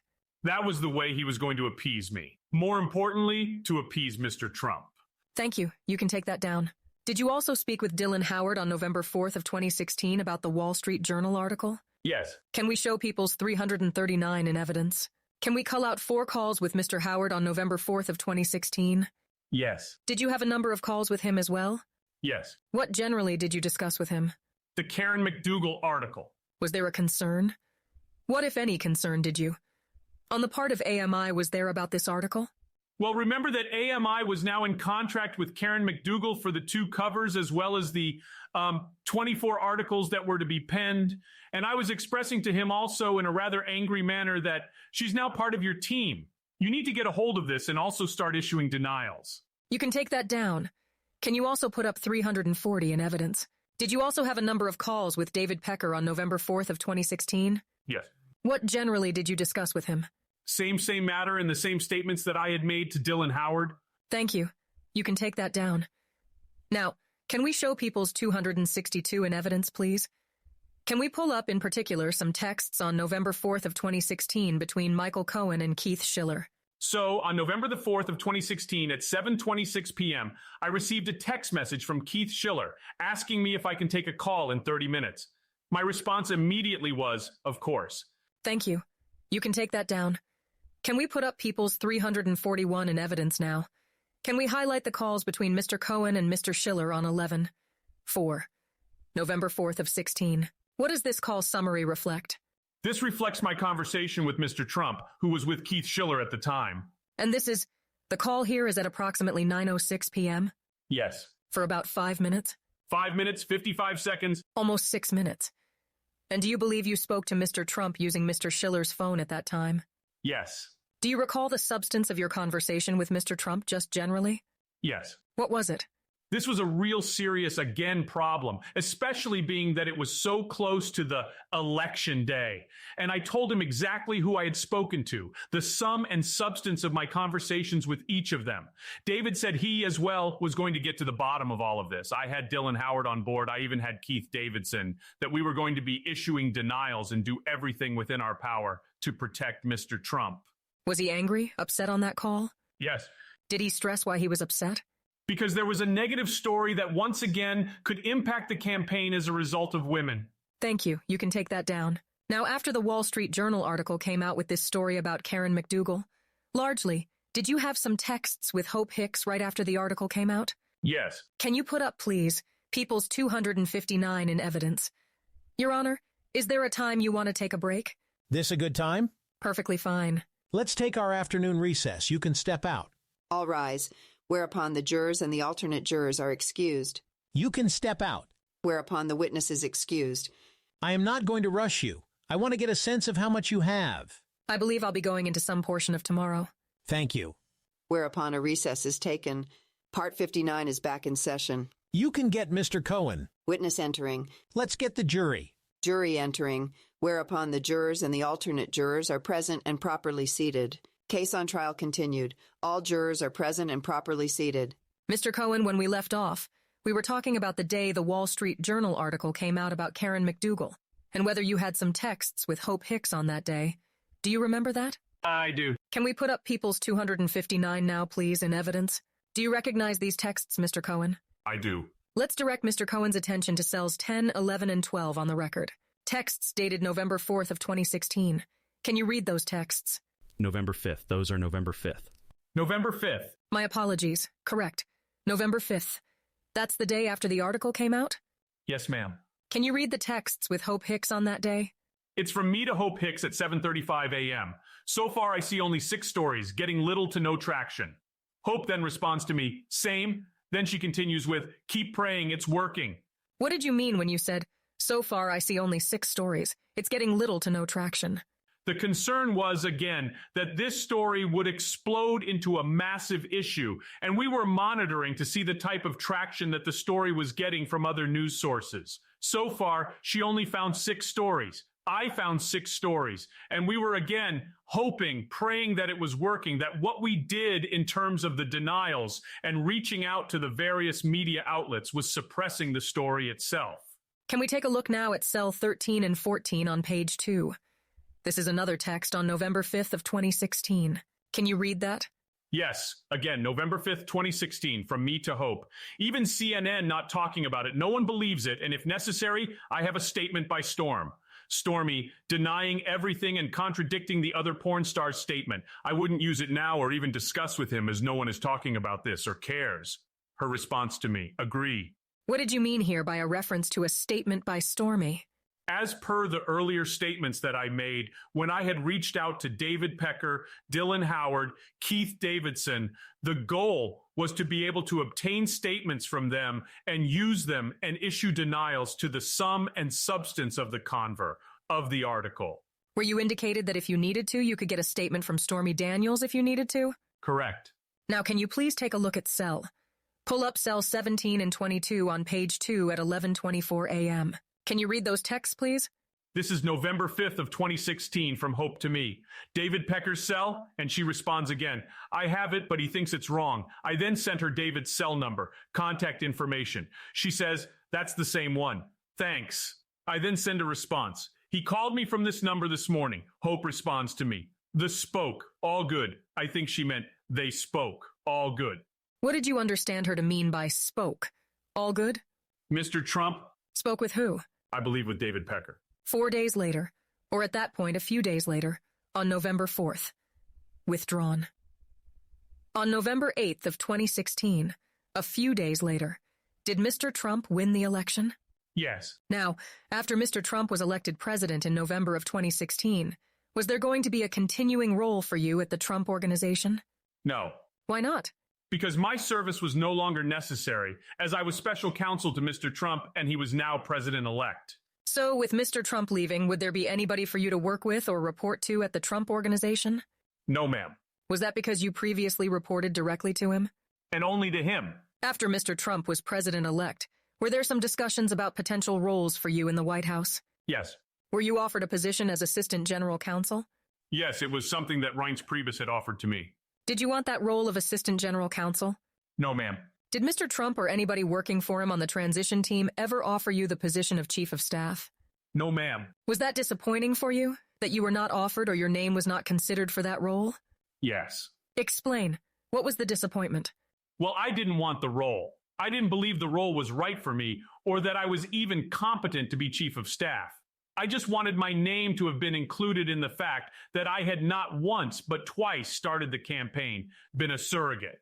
After all of this going through, I had other ideas for myself, what I wanted, but I wanted to at least be considered. It was more about my ego than anything. Did some of your friends or your colleagues suggest to you that you should have been considered for that role? Yes. Did you indulge some of that conversation? I did. I indulged them. For the reasons you explained that you would have liked. I would have liked to have been considered. It would have been right. Again, it was solely for my ego. Now, at some point during this transitional time period, so from November to December, did you pitch to Mr. Trump another role for you after he became president? Yes. What was the role that you, or the title role that you pitched to him? Personal attorney to the president. And what were the reasons that you wanted that title? That role, personal attorney to the president? First of all, I thought that he would need it because there was still outstanding matters that we were dealing with. And every president has a personal attorney. So my thought was, that way I can continue to protect him, to do the things that he needed with these other matters, and it would be protected. I also had another thought in mind, which was consulting. And that's what I really wanted, because it also afforded me the opportunity to stay at home with, or stay in New York with my son, my daughter, my wife. None of them wanted to go to D.C. When you say it would afford you an opportunity to do consulting, did you have an idea of how you might use this title of personal attorney to the president to your benefit? Yes. Explain that to the jury. Sure. As personal attorney to the president, it opens up a tremendous amount of doors for people who are trying to understand Mr. Trump. Unlike a Hillary Clinton or any other president or politician, they're known. They have a history. Mr. Trump was an enigma. He was a businessman, and nobody knew what his feelings were, what his positions were on a multitude of different areas. Because of my close proximity to him for a decade, I did understand it. And I started to receive early on. Literally, when I was literally the day after the election, people would say, hey, this is a great idea. There are people who are going to want to speak to you because they need to formulate their next 4 years of his presidency to benefit their business. Did you think that in a way that you could monetize your being personal attorney to the president? Absolutely. In what way monetize? You know, with consulting agreements to various different companies who wanted to understand what his positions, topics, or issues. Did that become your forward? Yes. In December of 2016, pitch to Mr. Trump about your attorney to the president? I did. Can you explain that? Yes. So on several occasions, Mr. Trump would say, so what role is Michael taking? Reince Priebus would say, I'm not sure yet. I've been here 10 minutes. You've been here 10 years. Then we go back to my office and I say to Reince, it's all good. It's all good. It's not what I wanted. So I again pitched to Mr. Trump my interest in being personal attorney to the president. In order to assist me, I actually brought in an attorney who is incredibly knowledgeable in history and presidential history, and he prepared a memorandum. This was like a 3-page memo. And we sat with the president-elect at the time for about an hour, and he went through this pitch, explaining the importance and necessity of having a personal attorney for his own protection and why I fit exactly that role. Now, in connection with that pitch that you made to President-elect Trump at that time, in that meeting, did you discuss anything with him about potential compensation for that title? No, ma'am. Why didn't you? Because I didn't expect to be compensated. I knew that the compensation was going to come from the companies that were already interested in speaking to me. Now, did you mention to some other folks at the Trump Organization that you had asked Mr. Trump for that title of personal attorney to the president? Yes, ma'am. Was one of the people that you mentioned that to Alan Weisselberg? Yes. Did you have discussions with your family about you wanting that title, personal attorney or counsel to the president? Yes. I'd like to show just to the witness, please, and counsel and the court, People's Exhibit 258 for identification. Do you recognize this document? I do. What is it? These are text communications between myself and my daughter. And what generally do they relate to? To the position and the fact that I was not being considered for chief of staff. And are these texts exact copies of text communications you had with your daughter on those issues at the time reflected in this document? Yes, ma'am. I offer in evidence People's Exhibit 258. No objection. Accepted into evidence. There are quite a few texts on there. Can you summarize to the jury what's comprised in this text? Sure. So my daughter and I are very close. We're very much connected. And she was concerned that I was upset that I was not being considered for the role. I explained that Reince Priebus was pushing like a madman early on, but I explained to her that there are so many opportunities. Like what? I said, when they come closer, I'll tell you all of them. At the time, when I was communicating with my daughter, she was at college at the University of Pennsylvania. And I didn't want to get into the ideas that were going on because they were still in a formulation state. And so she asks me, are the opportunities in government or no? And I explained to her, it's a hybrid. And what I was referring to as a hybrid is meaning as personal attorney to the president. I would continue to have my continued access to President Trump, and I would still be able to monetize my relationship and my ability with these various different companies. Did there come a time, ultimately, that Mr. Trump then gave you that title, personal counsel to the president? Yes, ma'am. Do you know approximately when that occurred? It was in January, like a day or two before he left for the inauguration. You can take that down. Thank you so much. I want to direct your attention to December of 2016, when you were still at the Trump Organization. Before President-elect Trump gave you the title of personal attorney to the president, was it customary in that time period, December of 20? December of every year, actually, for employees to receive an end-of-year bonus? It was for me. So, December of 2016, did you find out? Well, withdrawn. How did you generally find out what your bonus was in December of each year? So, after Mr. Trump would leave, he would be on a plane, or he had already arrived to Palm Beach, Mar-a-Lago. Rona would walk around with a Christmas card, and it would be signed by Mr. Trump and others, wishing you a Happy New Year, Merry Christmas, etc., and in it would be a check. And was it? And that's how you would find out what your bonus is. So now, in December of 2016, just before you left the Trump Organization, how did you find out what your bonus was? Rona came and delivered the envelope, the Christmas card. And that year, December of 2016, was Mr. Trump in the office when you received that bonus check in a card? No. Do you know where he was at the time? He was in flight or had already arrived. You mean in Florida? In Florida. When you opened up the card and saw the check, how did you feel about your 2016 bonus? Angry, beyond angry. Why were you angry? He cut my bonus by 2/3. And had Mr. Trump at that time in December of 2016 repaid you yet for the $130,000 that you paid out for Stormy Daniels? No. And so how did you feel about the situation of him cutting your bonus and then also not repaying you yet for the Stormy Daniels payout? I was truly insulted, personally hurt by it. I didn't understand it. It made no sense. After all that I had gone through in terms of the campaign, as well as things at the Trump Organization, in laying out $130,000 on his behalf to protect him, it was insulting that the gratitude shown back to me was to cut the bonus by 2/3. Did you express your anger about the situation to Mr. Weisselberg? Yes. Would you tell the jury about your conversation with Mr. Weisselberg about that? So right after opening it, I actually had to take a double take and then immediately went to Mr. Weisselberg's office in the back and in some very colorful language expressed to him how truly pissed off and angry I really was. This makes no sense at all, but I used quite a few expletives.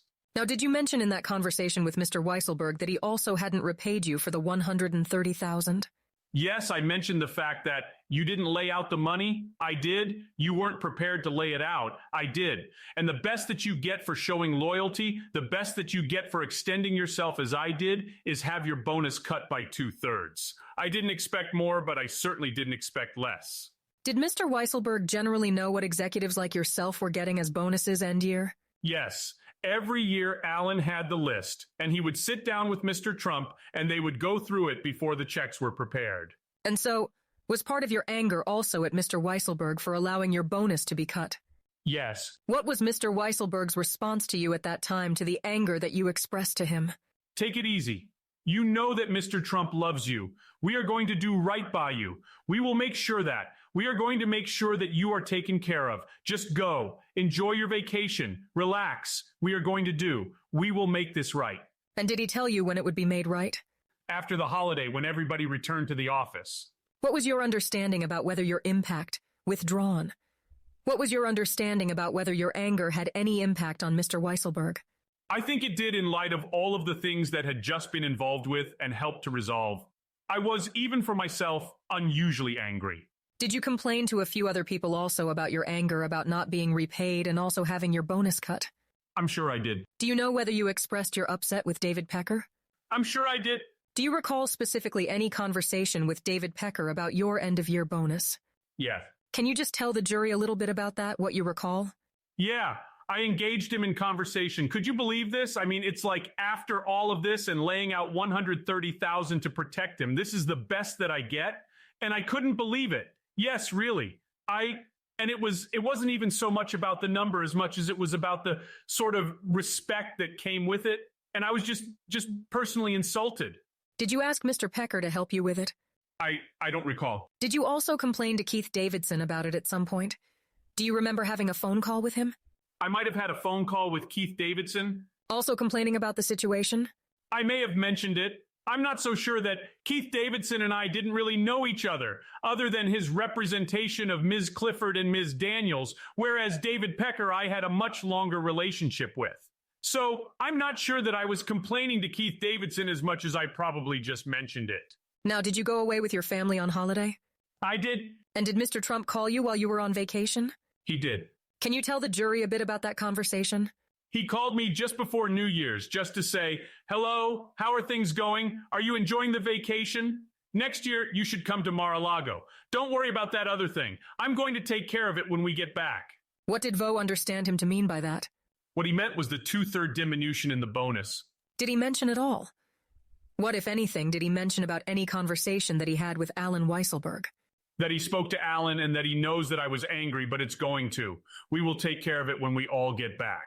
Now, after you had returned to the office, after your holiday, did there come a time in January of 2017 when you had a meeting with Mr. Weisselberg concerning the repayment of the $130,000 that you had gave to Stormy Daniels? Yes. Tell us how that came about. Well, it's now after the new year, and I had laid out this money with the understanding that it was going to be paid back to me, how I was going to be reimbursed for this, and there was no conversation about it. So I, of course, brought it up to Mr. Weisselberg to ask, when am I getting the money back? And what, if anything, did he say about trying to resolve that with you? So he said to me, let's sit down, let's meet, and let's do it. What, if anything, did he ask of you to provide to him? So he asked for me to bring him a copy of the statement showing the $130,000 transfer. And? From First Republic Bank. And did he say anything to you at all about, in connection with that meeting or in that conversation about settling things globally and the position that you wanted? Yes, because we were. Not only was it about the position, but also about other matters that were still open and outstanding, for example, the bonus, as well as an issue with a company called Red Finch. Did you provide him with a document showing the transfer of the $130,000 to Keith Davidson for Stormy Daniels? Yes. And did you say it was a bank statement from First Republic Bank? Yes. Can we put up People's Exhibit 35, please, in evidence? Do you recognize this document? I do. What is it? This is the bank statement for Essential Consultants for the period of October 26th of 2016 through the 31st of October of 2016. What does it show? This is the document that I gave to Alan. What does it show, this document? It shows the deposit of $131,000 and the withdrawal of $130,035. Does it show where the payment went to? It does. What does it show? It shows domestic wire funds debit to Keith M. Davidson Associates PLC. And this is a document that you gave to Mr. Weisselberg without the handwriting initially? Correct. So let's look at the handwriting now. Whose handwriting is at the bottom, right? That's my handwriting. And whose handwriting is at the bottom left and middle? That's Alan Weisselberg's. And how were you able to recognize Alan Weisselberg's handwriting? Well, I recognized the handwriting, but I was also there in the room when he was writing it. Over the years, you've seen his handwriting and you've watched him write on this document? Yes, ma'am. Now tell us what Alan Weisselberg told you at the meeting, including what he told you to write on that document. So for tech services that were done, and it's regarding a different type of a matter, one that I had gone to Mr. Trump with on a regular basis it was to purchase IP addresses and things like that. The total that was due to Red Finch was $50,000, but that was actually done 2 years earlier. So what, if anything, did Mr. Weisselberg tell you about what to put down about those monies that were owed to Red Finch from 2 years earlier? Include everything as... Obviously, I was no longer going to have a position at the Trump organization. There was no way for me to get that money back or to have this matter done. What, if anything, did he tell you to do in terms of totaling the monies owed to Red Finch and the monies that you had paid out to Stormy Daniels to Keith Davidson?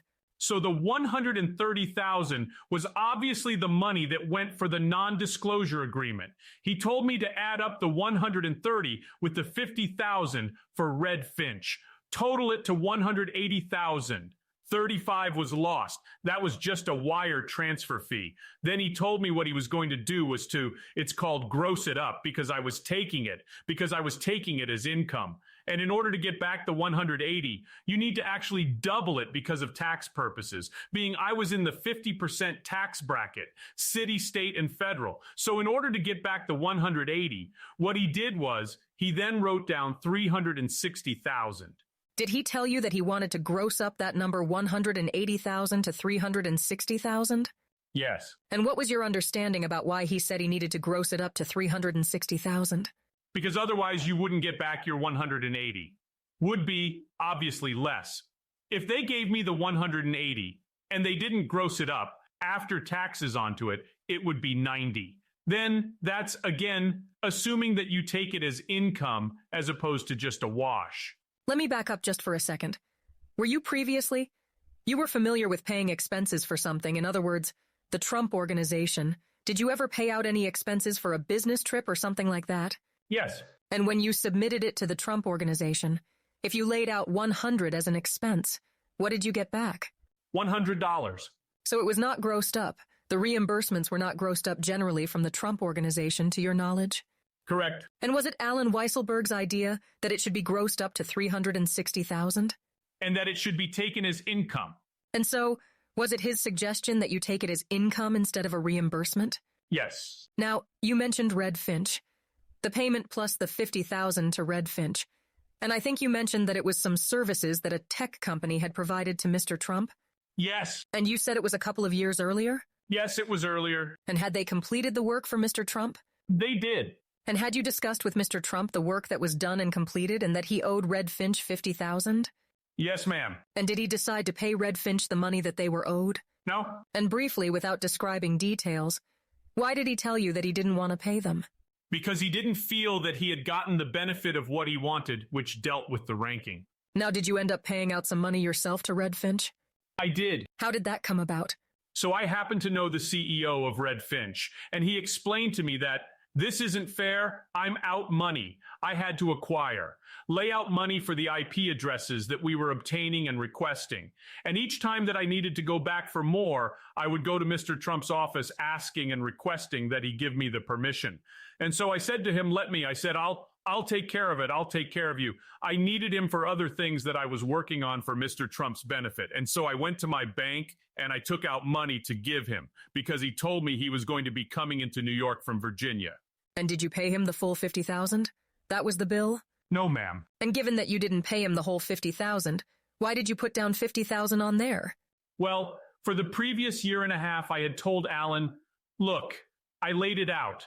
My hope was to get it, the money from Alan onto it, so that I can give it to him.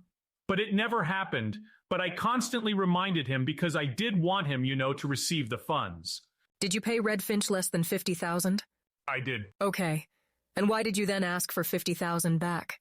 Because that's what was owed, and I didn't feel Mr. Trump deserved the benefit of the difference. And if you were going to get $50,000 but you paid out less than $50,000, were you going to keep the rest of it for yourself? That's what I ended up doing. And just to go back to one thing, was Alan Weisselberg able to approve the repayment to Red Finch for $50,000 without Mr. Trump's approval? No. Now, was there another piece to this repayment to you? I think where we left off, you said that Mr. Weisselberg said you needed to gross up the $160,000 to $360,000 to make it look like income. Is that right? Correct. Was there something else that you were going to be? Yes. What else? In addition to the bonus that he had already been previously given to me of $60,000. And what did he tell you about that $60,000 additional bonus? That this is the best that he's going to get. And did he say anything about trying to make it right because your bonus had been cut? yes, though it was still short of what I expected, but he thought that this was going to be an amount that would make it right. So in addition to grossing up the $180 to $360, added on to that was another $60,000 for some additional bonus? Correct. And what was the total that he wrote? So is that those calculations on the left side by Mr. Weisselberg? They are. And that's his handwriting? It is. So what? Can you just tell the jury about the additions and the calculations there that Mr. Weisselberg wrote?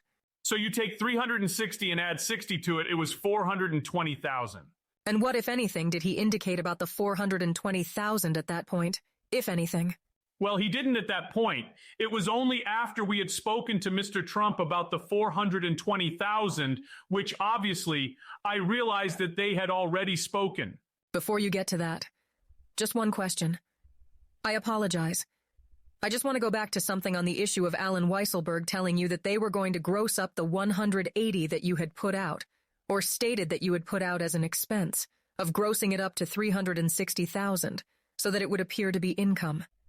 What was your understanding about Mr. Weisselberg's background in terms of accounting and taxes? He's not a CPA. He has been Mr. Trump's CFO for well over 4 decades. And as chief financial officer, what is your understanding about whether he oversaw the accounting department at the Trump organization? He oversaw every aspect of the accounting department. And to your knowledge, did he also work with outside tax accountants? He did. And based on that, and your knowledge of working with him over the years, what's your understanding about his knowledge about taxes and accounting? He certainly knows more than I do. What, if any, understanding do you have about why he grossed that reimbursement up to $360,000? I didn't know. And to be honest, I didn't really even think about it. I just wanted to get my money back. Now, at the end of the conversation that you just had with Alan Weisselberg, did you believe that you were, or think that you were going to get that $420,000 back in one lump sum? Yes. Okay. And following the meeting with Mr. Weisselberg and both of you adding that handwriting to People's 35, what did you do and where did the two of you go at that time? We went to Mr. Trump's office in order to speak to him about this. Now, when was this approximately? Right before Mr. Trump left for the inauguration. So was he still at Trump Tower at that time? Yes. What did you understand he was engaged in at Trump Tower at that time? Being president-elect. Was he at meetings at Trump Tower? Yes. Now, what happened when you went into Mr. Trump's office to have this discussion with him? During the conversation, Alan turned around and said to me, while we were talking about this, it was. And what we're going to do is we're going to pay you over 12 months. It was probably better if I get it in one lump sum. No. Why don't you do it as over 12 months and it will be, paid out to you monthly? And did he say anything about how it would be paid out as something?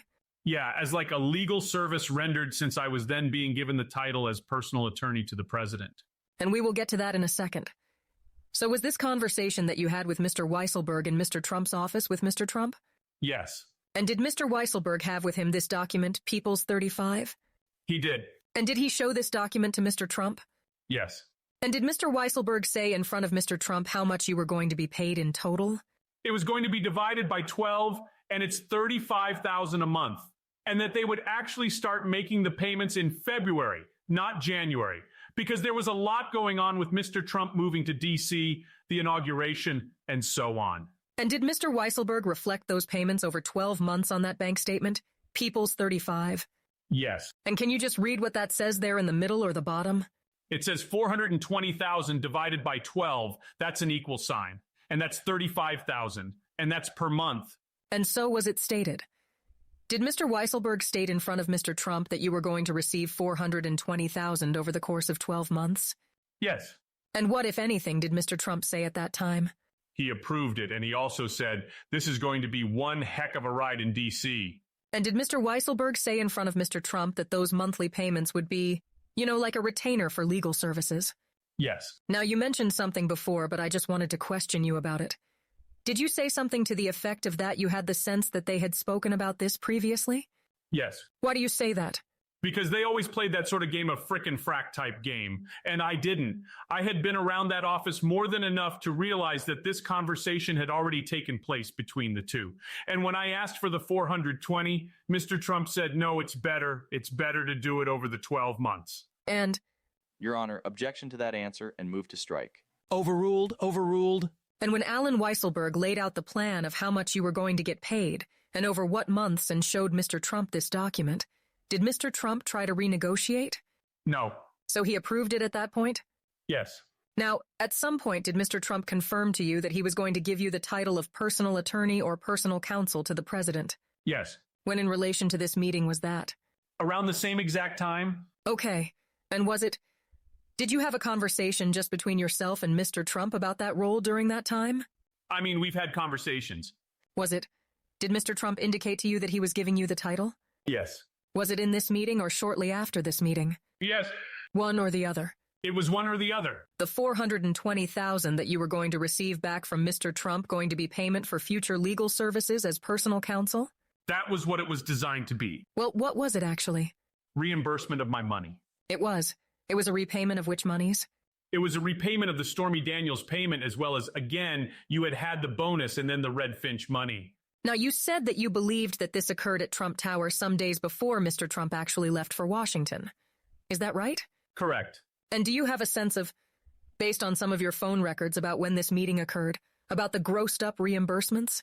Yes. And also in connection with that, you would be given personal counsel to President Trump? Yes. And as a result of that, did you look at some of your phone records as well? That's correct. So let's pull up, please. People's Exhibit 250 in evidence, please. I'm sorry, okay? Can you make that a little bit bigger? Thank you. What is this text, Mr. Cohen? Who is it with? This is a text message on January 17th from me to a gentleman named Gene Friedman, who was the manager or the operator of my yellow cab medallions in New York City. And I wrote to him, thank you. I leave tomorrow for D.C., and just between us, I will be personal counsel to President Trump. And does that help you date the time of this meeting that you had with Alan Weisselberg and Donald Trump, when you talked about the 420,000? And in connection with you, were you also at that meeting shortly thereafter being given the title personal counsel to Mr. Trump? Yes. I want to just go back to one question that I neglected to ask you. That document that we looked at, People's Exhibit 35, which contained the calculations that Alan Weisselberg did to get you from 180 to 360, and adding the bonus and so on. Did Mr. Weisselberg ever give you a copy of that document after all the handwriting had been put on it? No. What, if anything, did you know that he did with that document? If you know. I believe he put it in a file.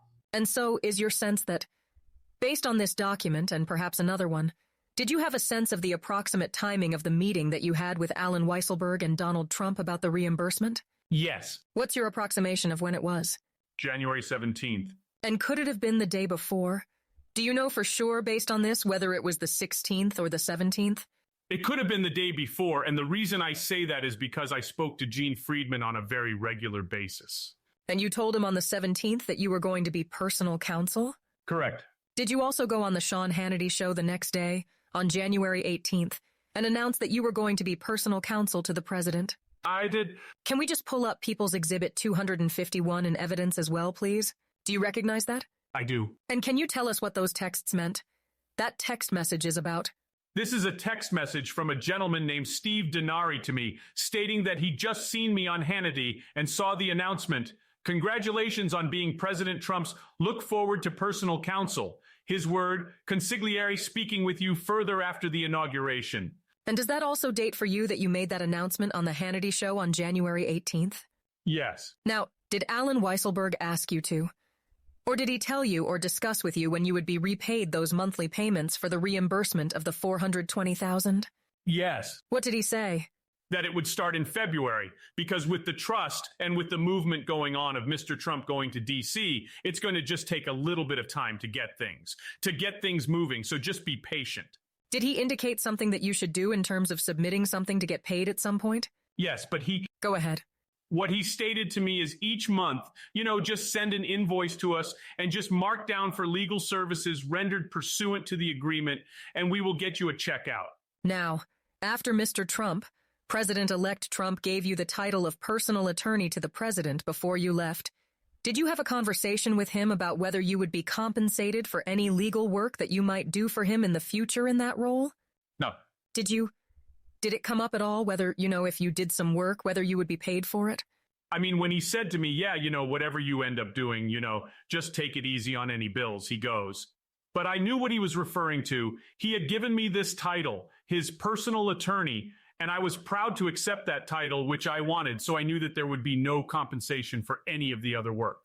And so did you have any expectation that if you did work for him, you would be paid? None at all. And from your perspective, how were you essentially getting paid for that title? By monetizing the role as personal attorney and creating consulting agreement relationships. Now, are you aware that when attorneys represent a client and receive compensation for work, that they are required to put together either a retainer agreement or a written engagement letter? Yes. And did you ever put together any sort of a retainer agreement for any future work that you might do for Mr. Trump as personal attorney? No, ma'am. Why not?